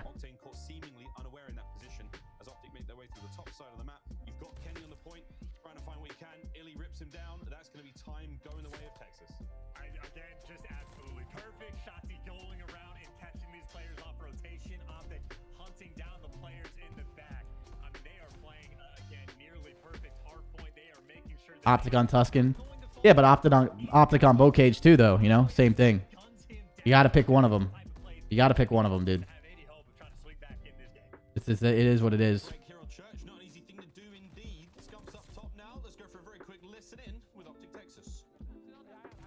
All right, listening time. I'm trying to get to know. I'm on my front. I'm on you. Kenny, so I'm ready roof. I'm coming to you. I'm I'm ready roof. No, they can be new. I can hold this time, Johnson. Okay, I'm bumping. Johnson dead. I'm one shot. I'm behind you. I'm one shot. I'm in you. I front, Kenny, 1 HP. I'm Two front on me. I'm playing stairs. Alright, 1 is roof now. I'm on stairs. You want to mid? I'll get the roof. Out mid, dead. Okay, the roof. You. I'm response. Yep, you're dead. Nice. I'm low well. One shot. Stay down time, guys. Where this one? I'm mid. I'm needed back. I'm pulling church for a sec. Yo, I'm mid. I think one is roof. I'm Two roof. I I hear that. Two more roof. Nice. Guys, help me. Yeah, I hear that. I grab. Nice. I'm still holding, guys. I'm on streak. Good check. Let me know when he's low. I'm 1 HP, guys. I'm 1 HP. I'm still low. I'm still low. Watch out, Uppergun. Literally both Uppergun.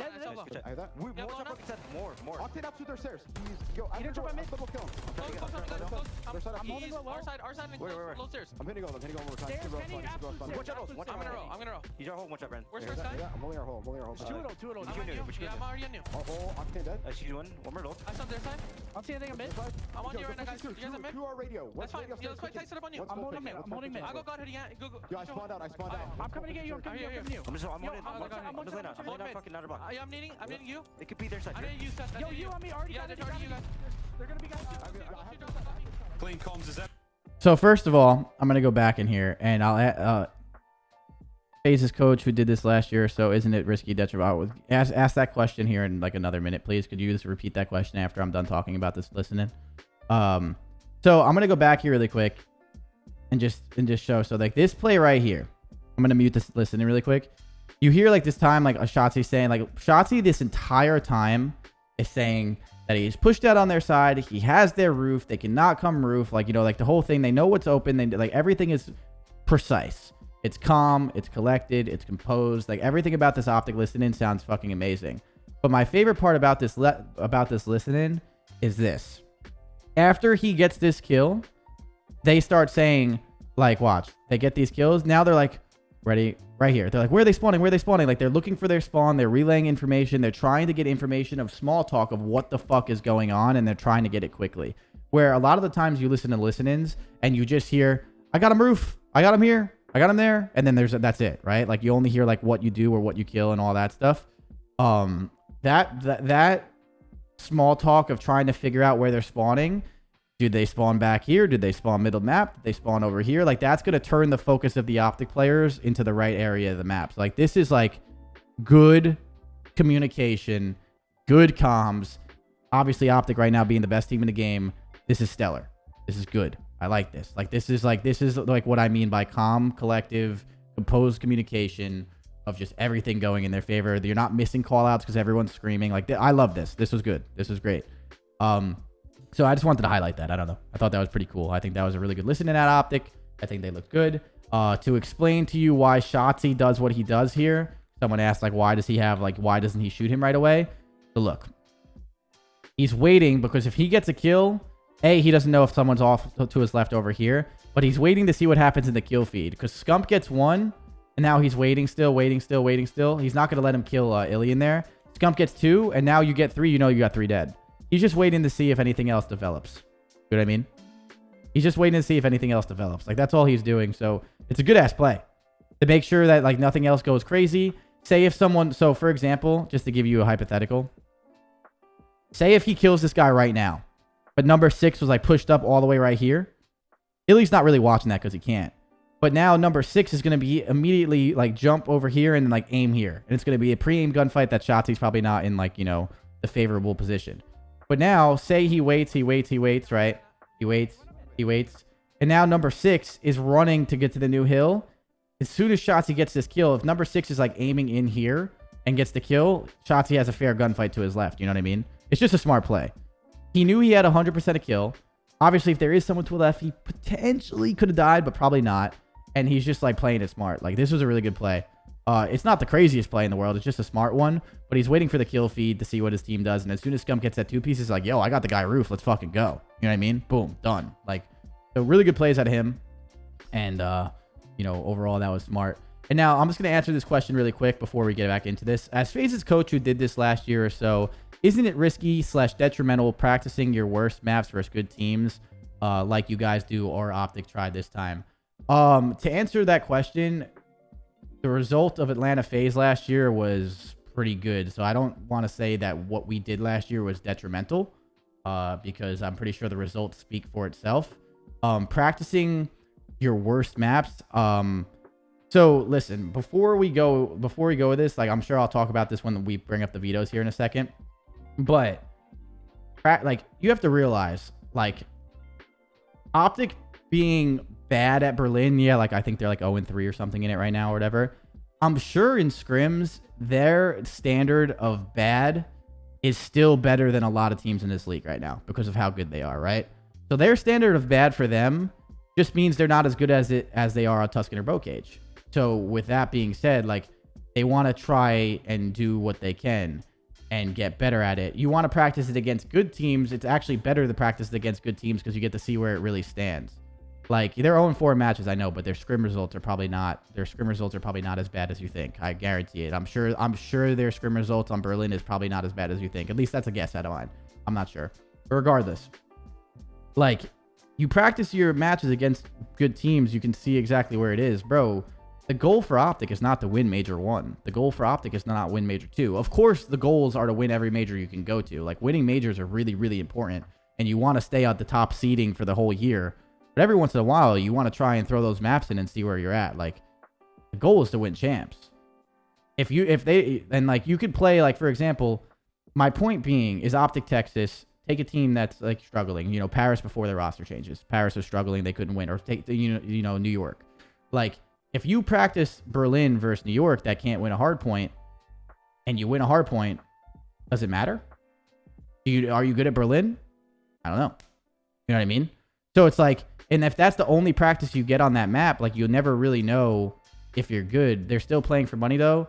Yeah, of course. But the goal for a team is to be a complete team by the end of the year. The goal, like, in my opinion, the goal is to win the world championship.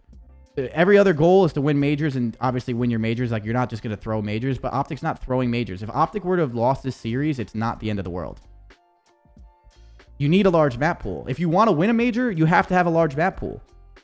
Like, if you want to win a major, you have to have a large map pool. Like, I don't know. Like, the whole entire thing. Oh, he's talking about the kickoff classic thing. Oh, my bad.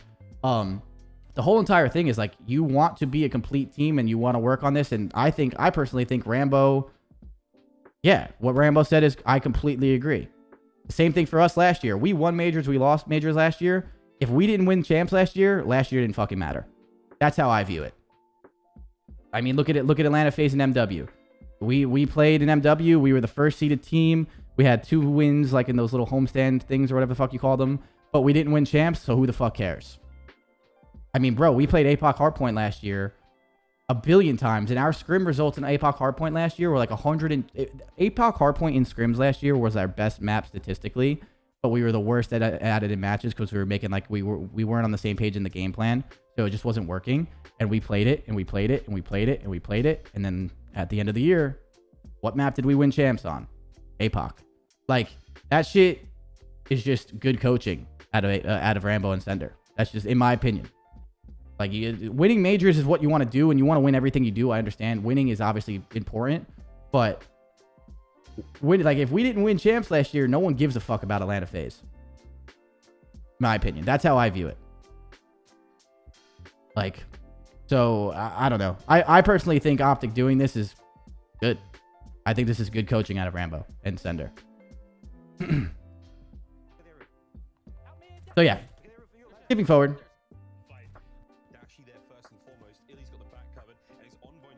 That sounds nice as an NYSL fan. Winning champs is all that matters. I mean, bro, if NYSL were to win champs, are you going to remember this struggle? If they, like, obviously you'll remember it, but will it be that big of a fucking deal? No. Like, you want to win the big tournament at the end of the year. Everything else is just, like, preparation for it. Of course, you want to win as much majors as you can and win champs. That's the fucking goal. But you want to be a good team in the long run, dude. Like, you can't think so short term. You can't think so short term.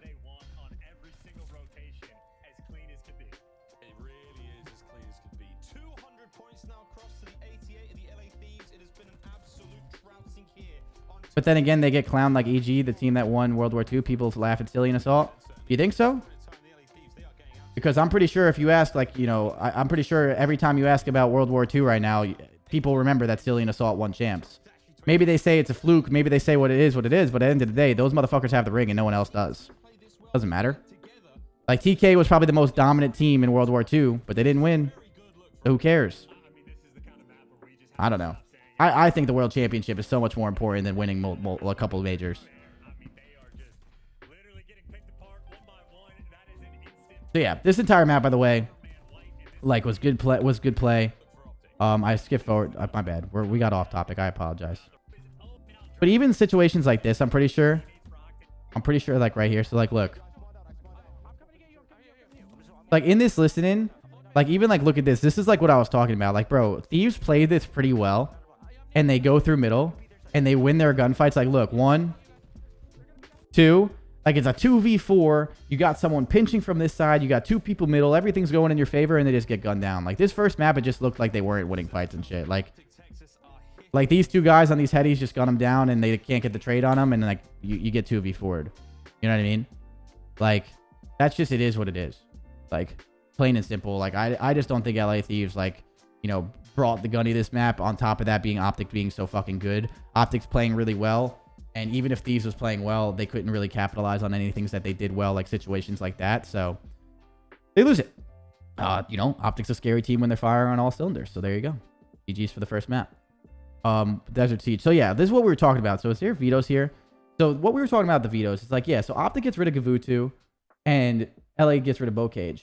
To be fair, like, if OpTic gets rid of Berlin, and they play Gavutu and Tuscan, and technically Tuscan Gavutu is like LA Thieves' better hardpoints. But yeah, I think this is good coaching out of Rambo, in my opinion.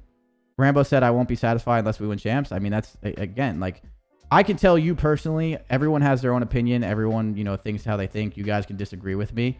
But, like, I made a mistake in MW. Well, like, our team made a mistake. But, like, in MW, we were never that good at Ramaza. And we never wanted to try and get good at Ramaza until the very end of the year. And then by champs time, like, you know, Ramaza was kind of on the fence for us. And, like, watching a, you know, world championship with Ramaza being on the fence for us was like, the, you know, fuck that, never again. You know what I mean?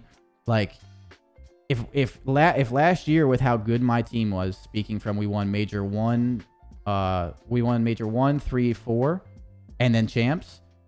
Bro, if we won Major 1, 3, 4, fuck it. And we won Major 5, but we lost champs. Who the fuck cares? Like, yeah, the players get good money. Yeah, you get some major championships under your belt and it's good, but like, you want to win the big thing. Like, you know, you want to win the big thing, plain and simple. Like, you still want to win majors, and that is still the goal, and that is still obviously like the icing, you know, that's really important and it's cool. And I'm not saying just go in and like throw majors. That's not the point of it. But you want to do both. And if you're a good enough team with good enough coaching, I think you can do both. And that's what we did last year. What if you won all the majors and took second at champs? I would rather win champs and lose all the majors.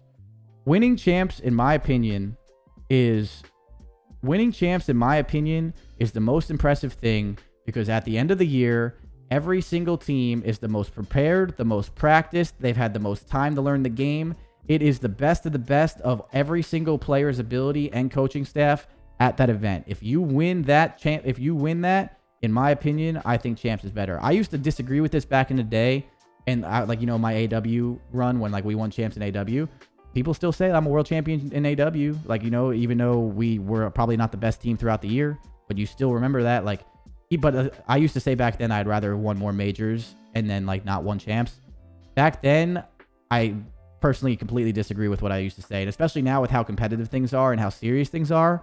Winning with coaching staffs and preparation and analysts and all this shit, like, it is so much more impressive winning champs than it is anything else, in my opinion. So I don't know. And at the end of the year, usually I feel like the general public only remembers who wins champs of that year. I don't know. So I think this is good coaching. Desert Siege is a map that LA Thieves is good at. OpTic seems to be not struggling on, but like, you know, OpTic doesn't play it as much.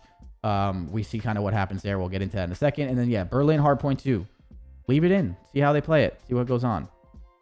Same situation with the Warriors. Best regular season record, but didn't win the chip. No one cared. That's all people remember for that is like, you know, LOL, you guys choked. You know what I mean? Like, I don't know.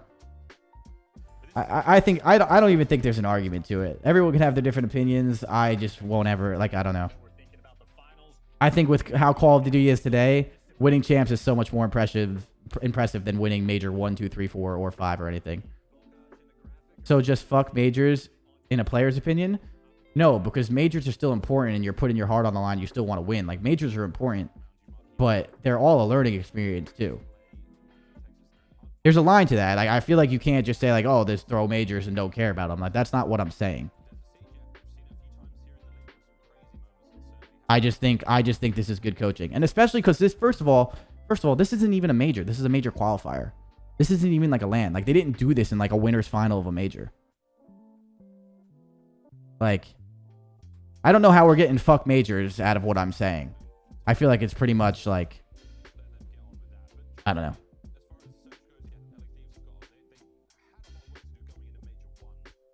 I just think this is good coaching.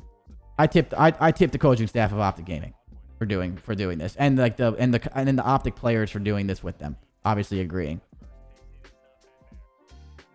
Okay, so yeah, going through this, there's not too much to talk about, to be very honest with you. Like, honestly, Thieves. At first, I thought this was gonna be. At first, I thought this was gonna be like a bloodbath where like Thieves were just gonna get demolished the way that first map went. But they bounced back. Thieves is pretty good at this map for their search and destroys. Like, you know, this is a map they like play a little bit more. They're not like incredibly crazy at it, but they're good. Like, you know, it looks like they're more comfortable on this map and they play this really well. You know, OpTic throws this in to see where they're at. Clearly, things don't go that well. So now with the coaching staff and the players of OpTic, what do you think they're going to do now? They're going to go back and be like, yo, we need to fix some things on Desert Siege. Like, this is like the point of what they did. I don't know. Again, OpTic, what's it called? How many majors does a ring equal to you? There's no major equals a ring. You can win all 5 majors and then lose the world championship. I don't think that equals a ring. I disagree. I don't even think 5 majors equals a ring. Because at the end of the day, winning the biggest one with the most pressure and the most practice and everyone's the most prepared is the most important. You could still remember like you had a good season and you don't want to be down about it, but I don't know.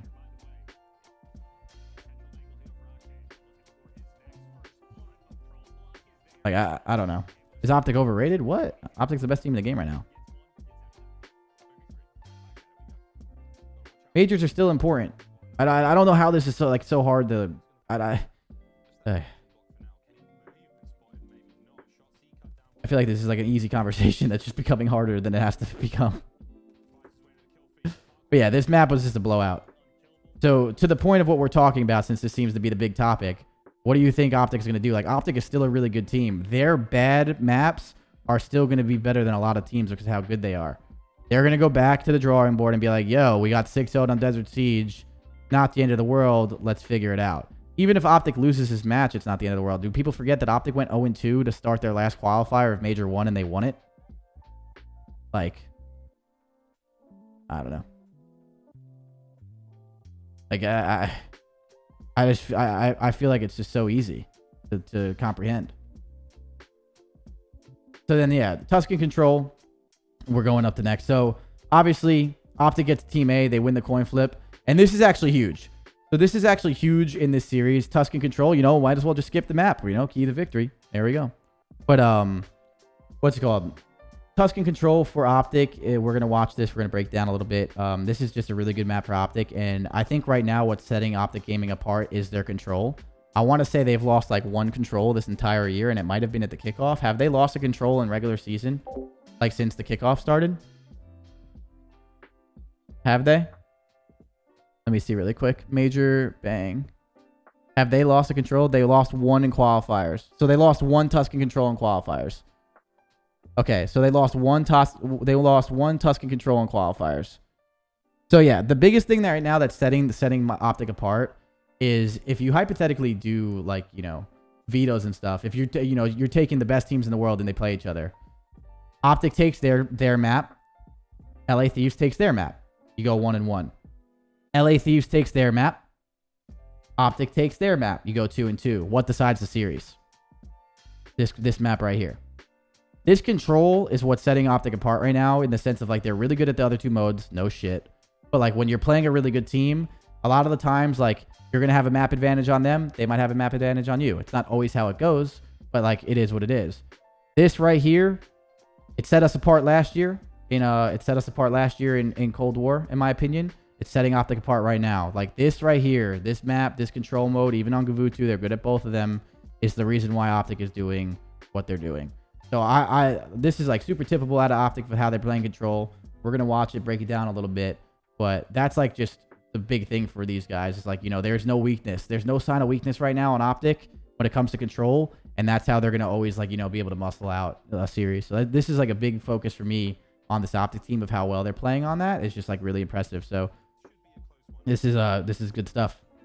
OpTic win offenses. Yeah, they will still be good at tick base. Oh wait, OpTic will be fine.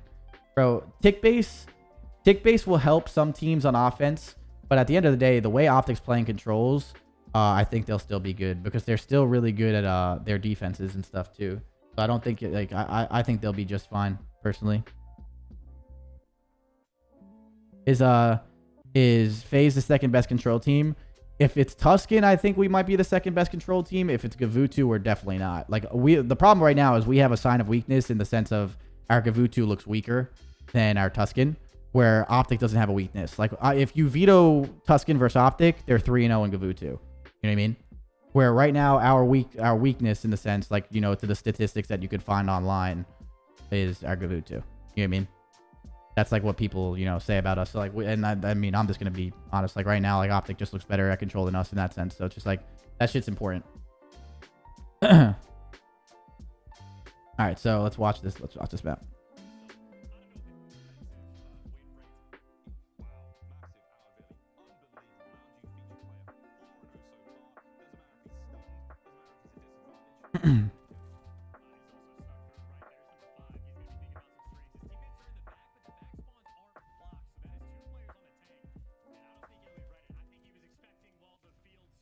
Cav is terrible, but that's no excuse for teams not to get good at it.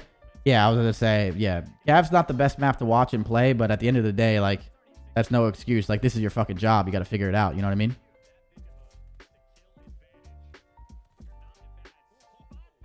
All right. So this control going, we can up this a little bit. I know this is a little bit low. So OpTic, is on offense here. We're gonna skip forward. OpTic's trying to put pressure on B. They're making good plays. Thieves shuts it down. The thing is, though, is OpTic's in the driver's seat. They're up 4 lives right now. They're still playing offense. They're going to cap A. Capping A is a good play. This OpTic team is just bringing the gun skill, bringing the fucking gunfight wins, and they're doing really good. You guys almost beat OpTic on Gavutu, but that was kill-based. That has... Wait, what? We almost beat OpTic on Gavutu. Yes, but like... What is that? That has nothing to do with tick-based or kill-based, though. But right now, just to be very clear, if you're saying teams are going to get better at tick-based and teams will get better at kill-based, like yada yada yada, like maybe you can hypothetically speak it, but at the end of the day, teams are practicing right now with kill-based. So like, for example, if you want to take the take of like OpTic being only good with kill-based, which is bullshit, but if you want to say that take. Yeah, OpTic's practicing what's in the fucking game. Like, why wouldn't you practice to be the best of what you're going to be playing on matches? You know what I mean? Like, that's the point. Like, you can't fault someone for being good at what the game is providing them. That's silly. Like, I don't know. So, I think that's silly. Is it one of the... Oh, no, yeah. That take is also bullshit, Andrew, like I just said. Like that, but still. All right, Envoy, big 3-piece. Brings the lives back. Skipping forward. 11-7. 11-5. OpTic doing big things here. And now it's over. As soon as this happens, dude, you're in a bad spot. And my point being, again, this has nothing to do with kill-based or tick-based right here. OpTic just wins. Even if this was tick-based control, OpTic wins this even by just slaying them out. You see what I mean? So this doesn't make a difference.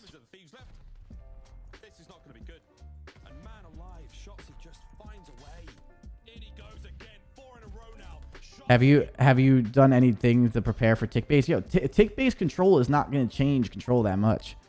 It's going to be way better to watch on some offensive rounds and stuff, but like it's not going to change control that much. Like like the game plan of like playing the map the right way and controlling the map and going the right way on the map does not change that much when it goes to tick base fucking offensive rounds. Like I don't know. I feel like we're tripping. It's not going to change that much. 007 to finish that round. That plays a push the unaware. And I apologize, not James Bond. 008. All right, here we go. Wait, yo, I didn't realize Draza went 0-8 that round. Holy shit.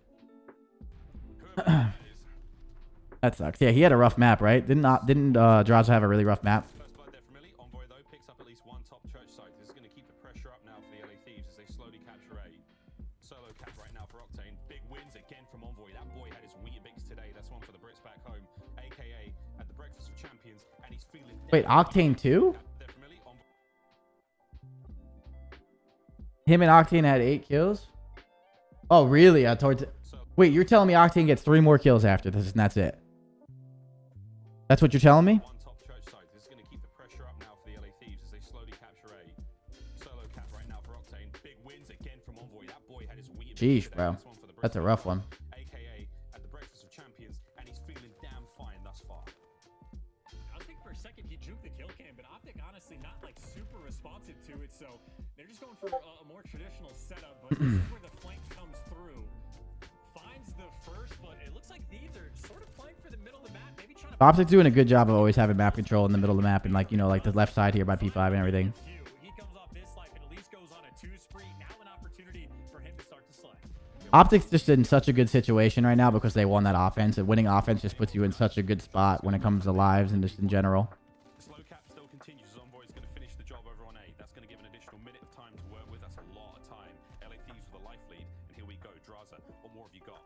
As Envoy now with a hit through top church, you're going to find a couple more kills of those Optic players, but trades are abound.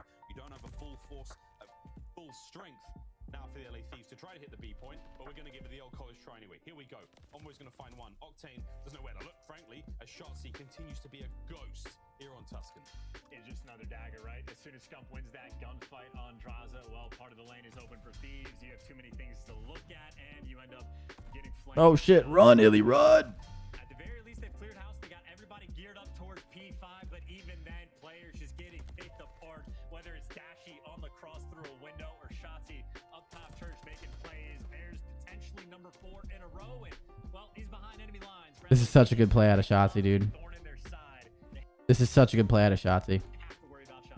Shotzzy's moving fast as well. Can the Thieves capitalize the numbers? Here they go through the front. They're going to find at least one.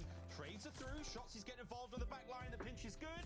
Draza's the only one left up. It's a 1v1 against Shotzzy for now. Dashy's going to hopefully pick him up there on point. And oh no! Draza's alive somehow.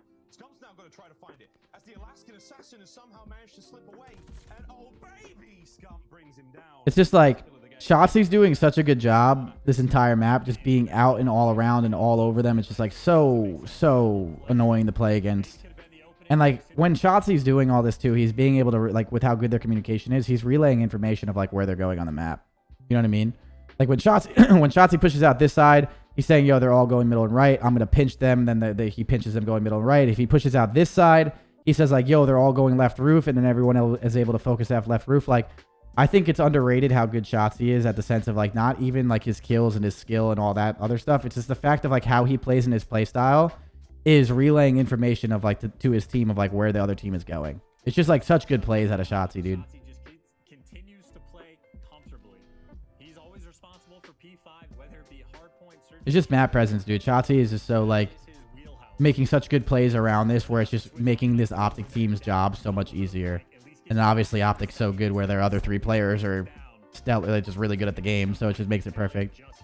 Recon legend, yeah, no, the Shotzi's a beast.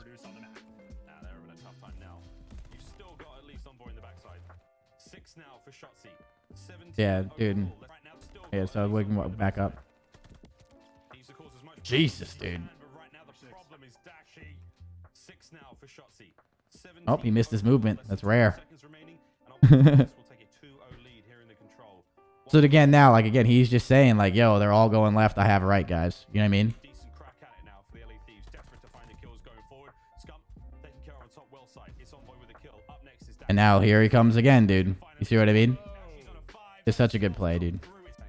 So yeah, they go up 2-0. They got to win the offense here. I mean, Jesus. Thieves has got to win their defense here. Skipping forward. OpTic does a good job, and then they win. I'm pretty sure they win this again. They just, like, slay them out. Like, there's nothing more to it. I guess the key to victory of skipping the map was correct. Obviously, that was a shitty key to victory. But just in general, I think the way they were playing it, you really, you know, look at the scoreboard.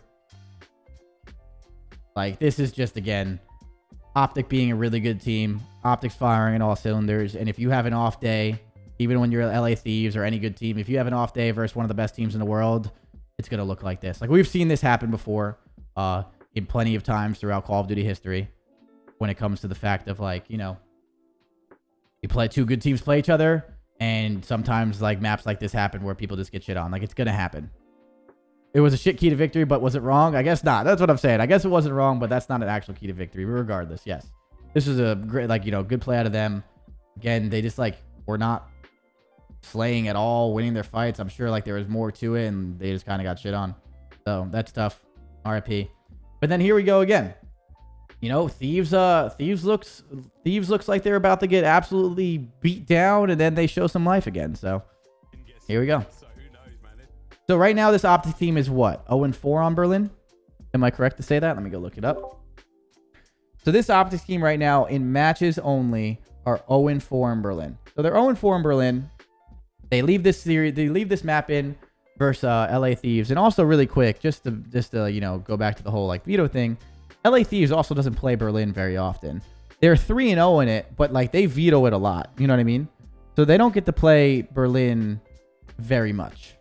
So this is a perfect opportunity, in my opinion, for Texas to do what they do and leave Berlin in against this team, especially a good hardpoint team, again, because even though LA Thieves is not playing Berlin often, they win it when they do play it. And even when they don't play it, like, I'm sure they're such a good hardpoint team at other maps that they want to play it. So, like, this was great. Again, a great idea from Texas, in my opinion. And this was good play out of Thieves to kind of start this hot. Thieves right here starts up. I'm pretty sure they start off pretty strong, if I remember watching this. Yeah, they do. So they start off pretty strong.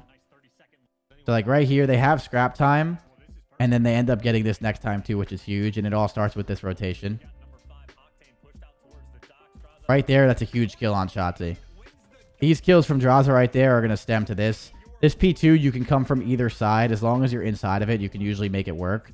So that two-piece out of Draza was huge. And now they're going to try and, like, you know, cut off the spawns and try and do what they can to, like, obviously get a pretty big lead here.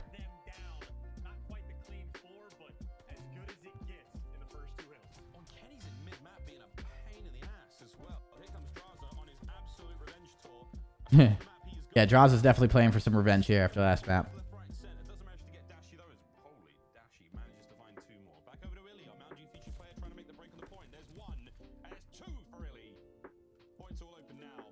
Big two-piece out of Illy.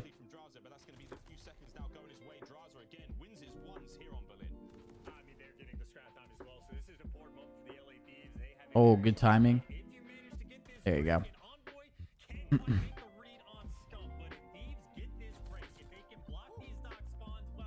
So, like, even though you start off really slow as your OpTic, you're in a good spot on this P3 to bring it back slightly.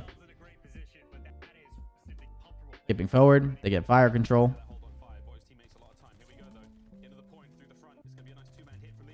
Good shutdown out of OpTic again. OpTic's going to get some more time. It's going to be the same kind of thing. They get fire control. Thieves is trying to break through the hill. They're not successful. Nothing too crazy.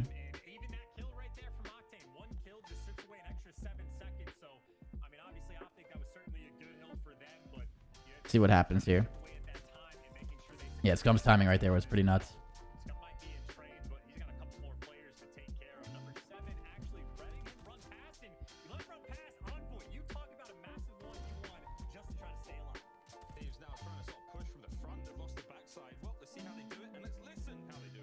Oh, listening.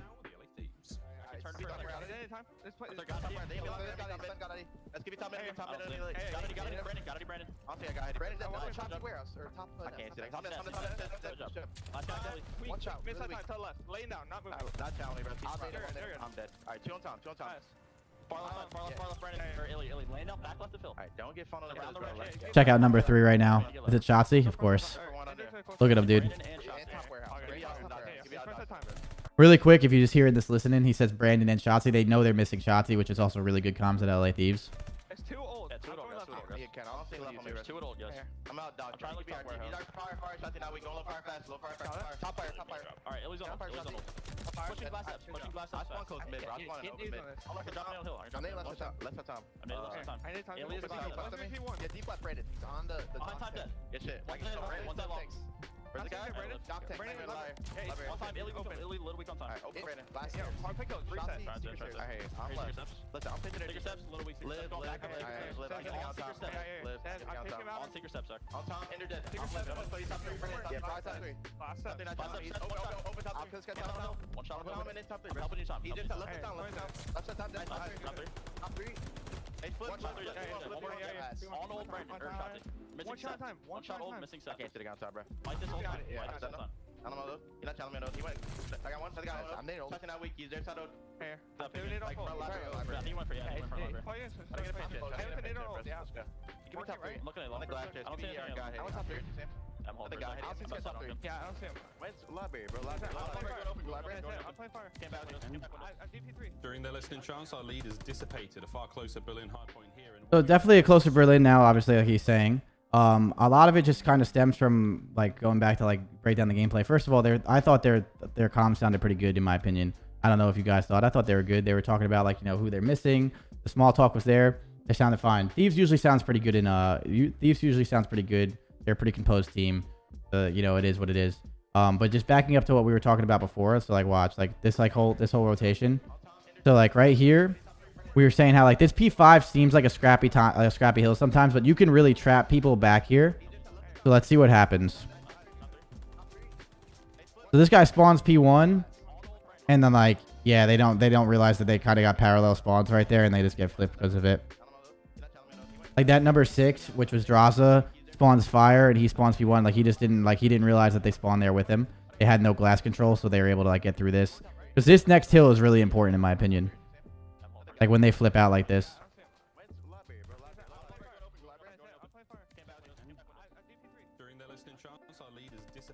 It sucks that obviously LA Thieves ends up getting a reflip here.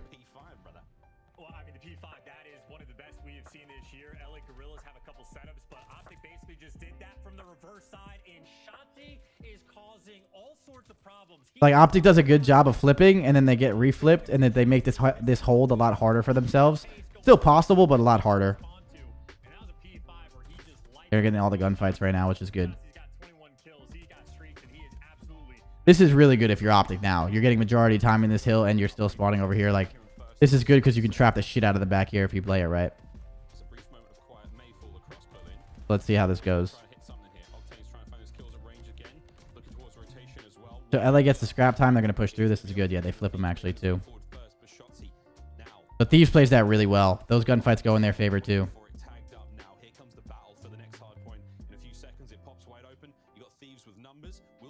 The spawns in this game are just like, what the fuck? They're a pain in the ass, but if you understand them, they make Vanguard sense. Like you can make them consistent sometimes. Like sometimes some of them is just unreasonable. But yeah, they're a pain in the ass for sure sometimes. But there's definitely consistency to it. Like for the most part.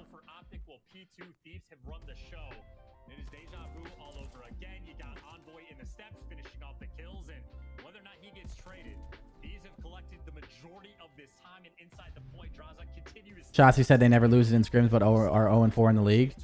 I mean, that's what I was just saying about the vetoes before. Like, I'm sure OpTic scrim sheets on this map are probably not that bad. So when OpTic plays their worst map, it's not like they just don't give a fuck about the major of like what I was saying before. It was kind of like us in Apocalypse last year. Like, we kept playing Apocalypse until we could figure out how to win it in matches, but like, we were not just like throwing our majors while trying to play Apocalypse. You know what I mean? It's just, in my opinion, that's just good coaching and good preparation out of OpTic guys. They have the long-term view in their sights, and that's like the most important thing. You can't be short-sighted in this league. Fuck off, A-Dub. Alright. So yeah, OpTic takes the lead. So I know OpTic gets like put in like the blender for a little bit here. But the craziest thing is like after this P2, like right here, I thought this was kind of over. OpTic does a pretty good job of bringing this back. So like right here, I thought this was about to be fucking it. Foves, thank you very much for the 3 months. I appreciate it. Give some crowd hype and love into the chat, baby. Foves, I appreciate you. But like I thought this was it right here for OpTic. I thought it was over. Like I thought I was like, oh shit, dude. Streaks go down. But even with the streaks, dude, I thought like this was still going to be manageable. But they do a really good job of like getting this outer control, right? Yeah. And even though like that gunfight, if they won that gunfight, that would have been huge for OpTic. That would have been huge. So they go for the outer. They still manage this with the streak. I thought they were going to get that.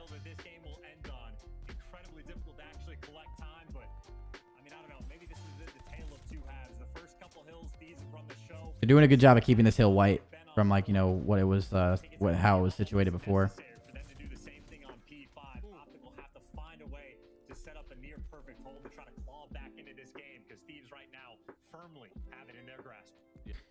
So you say that, but I'm telling you, this P5, bro, is underrated. P5's underrated. You can do some damage on this P5 if you do it right, man. This P5 is underrated. Trying to just take control of every single corner of the map you possibly can. This is the setup they want for that P5. We saw them do it in the last set, and it was like LA Thieves has no street control right now, and like they get street control. If these kills go in OpTic's favor, they all spawn where number 5 is. Like it's underrated, dude. It's underrated. The Hoot, thank you very much.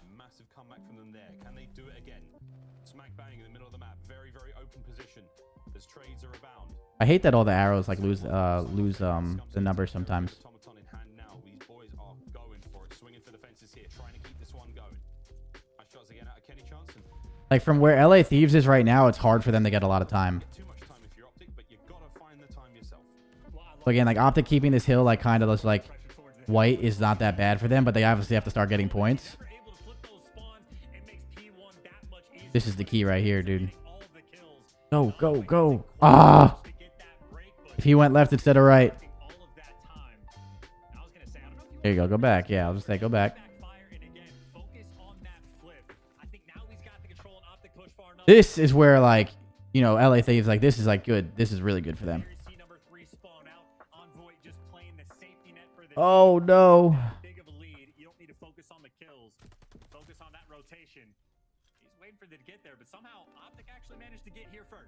And they hold it. That is the question. What a comeback this could be. LA Thieves, you can smell the game 5. It's so close. Raza now, once again, trying to be the difference maker for his squad. Forward you go. For OpTic now, it's just hold them back. Hold that hard point. Keep the time ticking. LA Thieves, one decent break should get it done. Raza's managed to sneak it through the back. He gets... LA Thieves pacing Thieves pacing is so off right now. Like, look how fucked this looks, dude. Like, look at Thieves break. Like their guy taking the longer route, not the longest, but the longer route, engages first. He engages first, and then the guy that just spawned last engages first at the same time. Like it just looks weird. And then like number 5 is just completely fucking out of the play, and then number 7 is just like kind of fucked. Like just tough. LA Thieves pacing right there was fucking horrendous, to be honest. OpTic, like, you know, OpTic holding this is really hard. OpTic holding it from their side is really hard. Like, OpTic's playing this really well.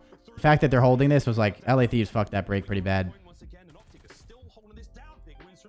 Because now they're bringing it back. You would think that, you know, LA Thieves just gets a break here and wins it. They rushed the shit out of that.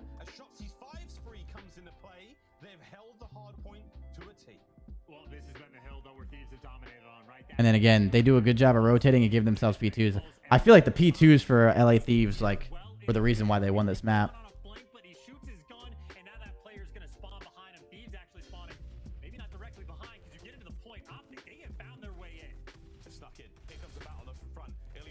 Kills go down, and that's the game. So, like, yeah. Honestly, Thieves kind of trolled with that break attempt, but that was a really good hold in general from OpTic. Like right here when I was showing you like what I was saying about the pacing issues. Like look, not the pacing issues, but like the shitty break attempt. Like look at OpTic's setup right here. Like even if he takes like a long route here, OpTic's ready for it. Like OpTic plays this hold pretty well in the sense like they're ready for it, and like, you know, gunfights go down. It's just like the pacing of how the gunfights go down is like kind of fucked.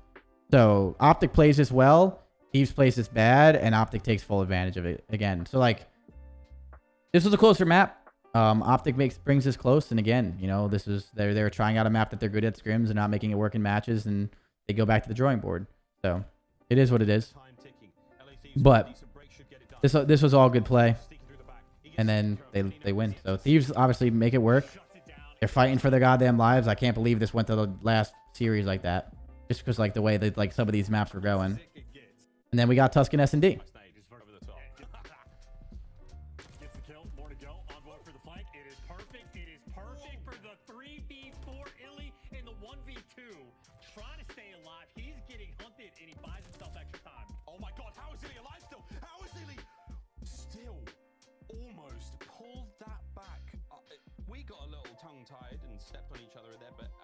OpTic Ben. Well, Tom, Thieves trolled this search.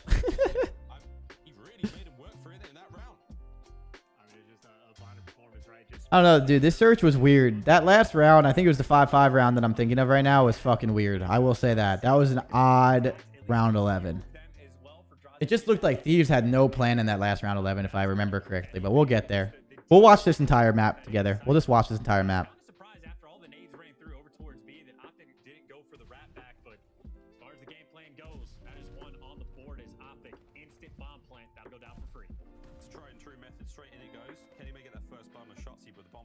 That's a big win now for OpTic Texas. Tactical retreat, nades are up. You're going to spend all that ordnance now trying to clear out this side of the map, but there's no one home as OpTic have fanned out. They're all over the place right now. Here comes the 4-man retake now for the LA Thieves. Will they be able to catch a single kill? OpTic checking the back. There's no one there. Kenny's on the bomb site. A big win against Dashi. That's huge. It's a huge win. Manages to find at least one. Big win there too. Finds a kill of his own. Now it's a 2v2. Keeping one eye on the bomb, one eye on the top side of the map, and it's Octane. Ah! Tough, dude. Honestly, OpTic played that pretty well, but the retake right there was smart. Wait, he wins that? Wait. Okay. Am I tripping? OpTic. Oh wait, he gets that, bro. Oh shit, bruh.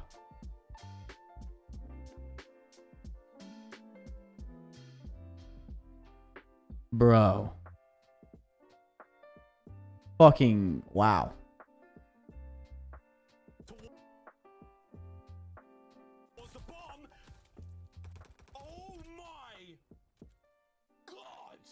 Holy shit. That's a round for OpTic. I can't believe he got this PF. That's a heartbreaker. That is a heartbreaker. All right. What a round. I call him the king for nothing. A sensational recovery from OpTic, but here we go, right back into it. Looking for the fast plant from the LA Thieves. Octane got a body block there. Yeah, that's a hard situation to be there. That sucks. Jesus, dude. Kaeli is zooming.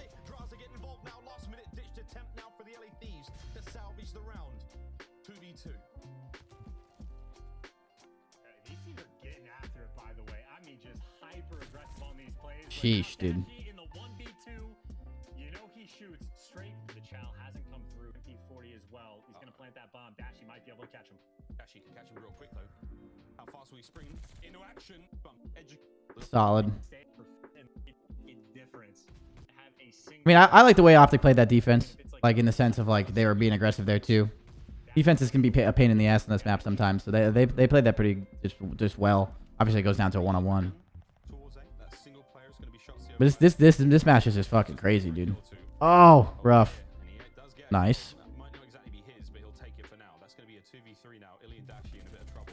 Octane, down. Now it's a 2v2. Huge. Nice. Nice nade. Dude, LA Thieves in their fucking nades right now, dude. The most pixel-perfect grenades in the league. All now on Dashy. Well, I mean, they've gotten 1v2 2 rounds in a row, so an opportunity for Dashy just to make history repeat itself. Yeah. Again. Like right now, their 1v2s are just are killing them. Especially because this goes round 11. Like that kills you inside. Kind of like when Atlanta FaZe won 10 first bloods out of 11 and lost a map. Badge. All right, so they win this. There you go.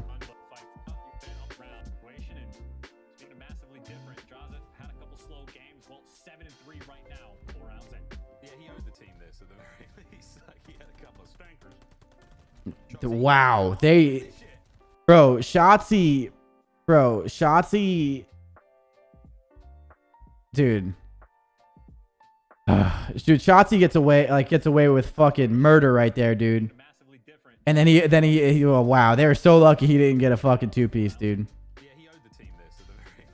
Like right here, like Shotzi gets through middle, and it's easier said than done to watch middle because he has to watch top and bottom church and shit. But oh my god, Shotzi could have just caused the fucking issue. Oh, that was close. Exceptional teamwork for the LA Thieves. Absolute beams from Octane. Dashy now trying to make his way through mid, trying to find something in this round. Gets at least one before being brought down immediately. Scum through mid. Absolute. No, I think honestly, I mean, the 2-1v advantage is not a what Thieves to. Maybe they played, they skipped out on Tuscan Hardpoint and just grinded. Again, like if those 2v1s don't go in their favor, like LA Thieves is looking good too, man. That shit comes back to haunt you. Different look now out of OpTic. Here come the nades. Every single one. Oh, dude. I feel like poop. I'm hungry.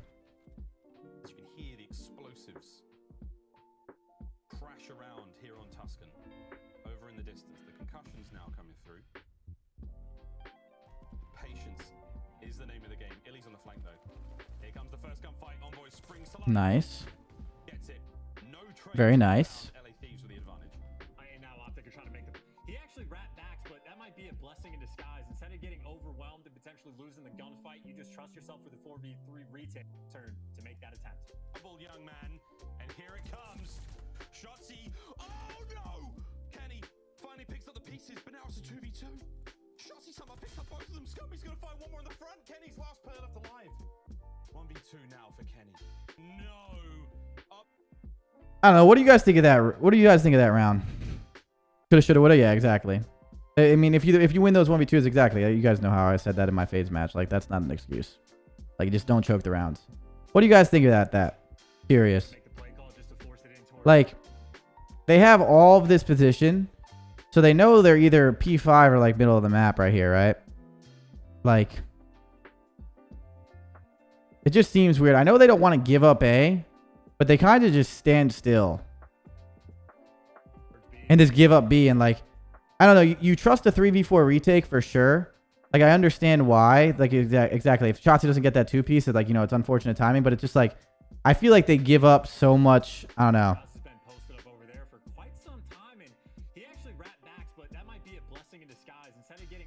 Like, I guess they're trying to hope that they wrap back to A, but it just seems like so tough. This is hindsight 2020, of course. You know? But it's like they're like he's like making sure they don't get pinched through arch and shit, but it's just so weird because like, oh, this sucks.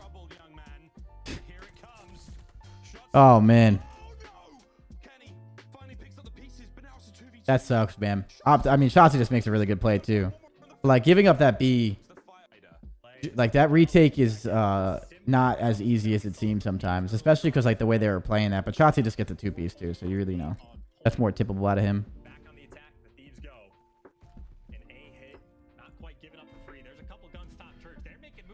Yeah, just a good play by Shotzi. I agree.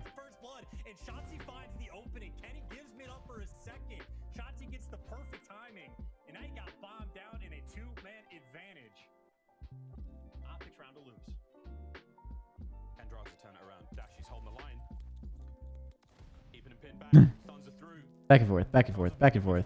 Yeah, I think I get it tomorrow, MC. Tough. So OpTic right now is just clutching up, when needed. You know what I mean? OpTic's winning a lot of rounds right now where they don't have advantage in them, and they're clutching up when needed. Like OpTic is just clutching every situation possible. They're playing really good. They're making clutch plays. They're making good, making good plays. Shots successful with some of them. Holy shit.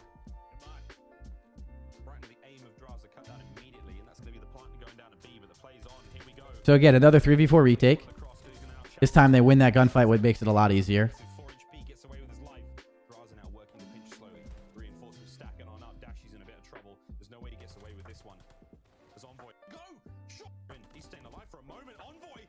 Even here, dude, like how? Bro. Get him, Sam, get him. He's running. There you go. But like, dude, like it's so crazy. Like 4v2 bomb down like you're in a retake. Like just gets the 2p. Oh my god, dude. Like, bro, OpTic is just making these rounds hell for Thieves, but they win it. That was, you know, closer than it had to be. The big round I want to talk about is the round 11, personally, anyway. But we're just watching this because we have plenty of time. Usually do this podcast for like 2.5 hours.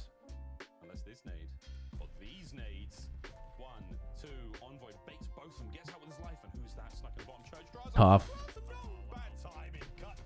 Tough timing. Oh. Oh. Like here, like.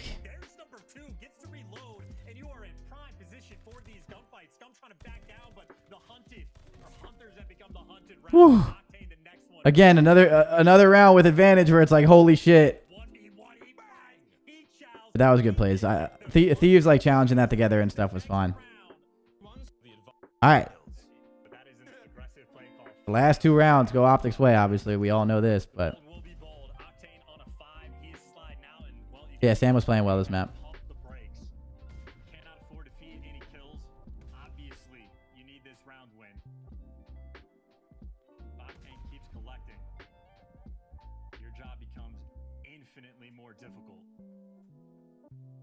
Interestingly enough, I mean, OpTic have slow played over towards B, but they've made enough noise over towards A, and certainly the nade's still coming through. It's not like Thieves will necessarily be falling for the bait, but Draza will be the lone man. Yeah, she got a 2-piece before going down. Yeah, I know. Yeah, she'd be doing that sometimes, you know? He's pretty good. Although, I thought Thieves were going to win this round, by the way. I thought Thieves were going to win this round. Hello, Jerry. Like, dude, I thought that kill was the game. I thought it was it. I was like, holy shit, it's over.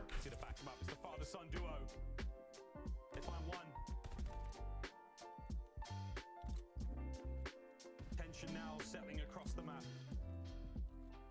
The shots are in. The damage is there. 30 seconds out on the clock. You have to recover the bomb if you're OpTic, and they're never going to do it. Here we go. Shotsy gets it going. Dashi on the backline as well. He and Illy have made the kills. I don't know. I think what number 1 just did is unacceptable. In my opinion. Watch number 1's arrow. I think what number 1 does is unacceptable. It's the father-son duo. They find one. Tension now settling across the map. The shots are in. The damage is there. 30 seconds out on the clock. You have to recover the bomb if you're OpTic, and they're never going to do it. Here we go. Shotsy gets it going. Dashi on the backline as well. Like, that in a 3v4, like, you have all this map control. Like, I don't know. It just looks so split in the 3v4. And I know everyone's trying to hold lanes and stuff because, you know, you can't just give up lanes and shit. But it just looks so split, and then you just leave, like, a wide gap open. Like, I don't know.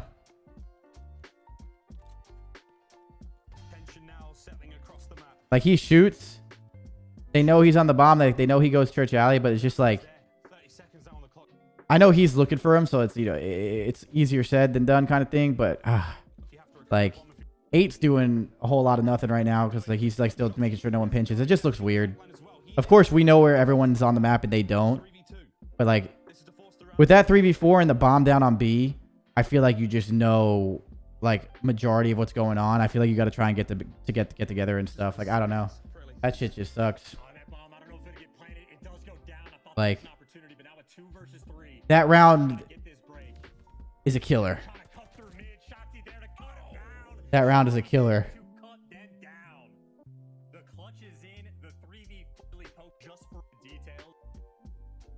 JCap less than, that has nothing to do with JCap. That's just stupid. All right.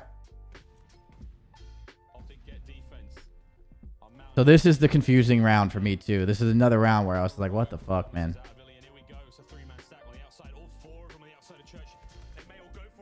So right here, you have offense.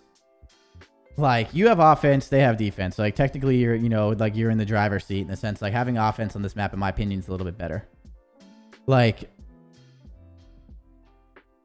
this is just, like, tough. Anyone that thinks that's on JCap, you're a fucking idiot.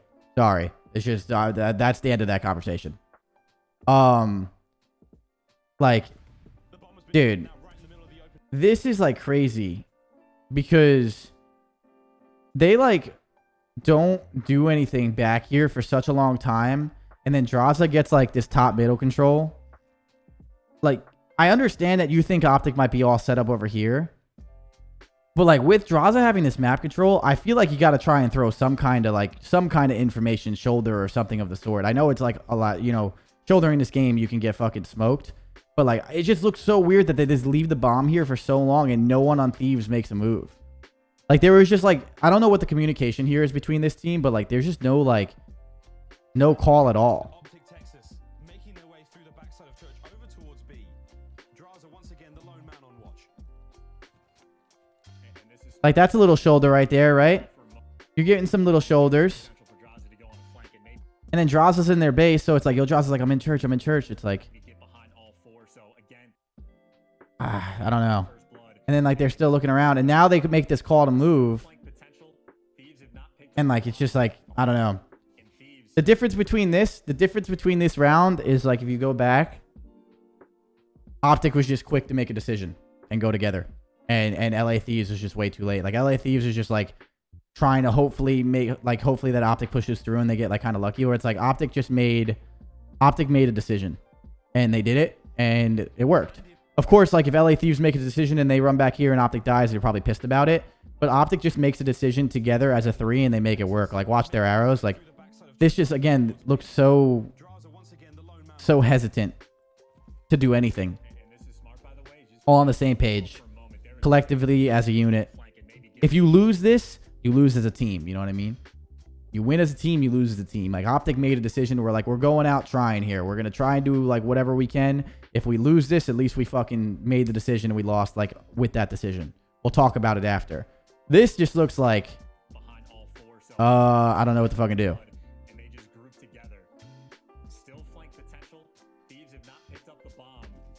And then, I don't know.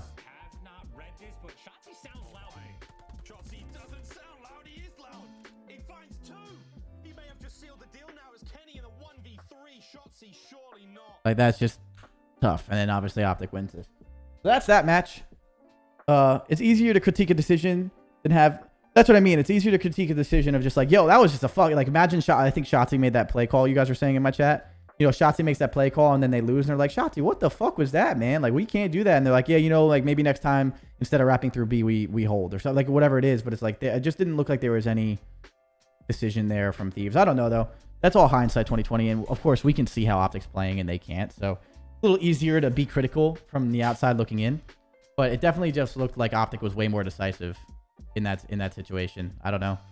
But a lot of those rounds that, you know, shoulda, coulda, woulda went in Thieves' favor doesn't. Like, you know, and it kind of reminds you of how we just played the Tuscan the last time we played it. But, like, in general, fucking OpTic just looked like on the maps that OpTic won outside of this one, OpTic just looked fucking dominant.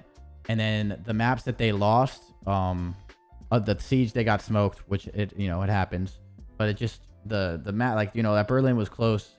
This map was like kind of the, I don't know, the fucking big one in the sense of just like OpTic looked a little bit more decisive and they were clutching up too, which like Thieves wasn't. But if you're a Thieves fan, if you know, asking me honestly, what did they get outslayed by, chat? I thought it was something crazy.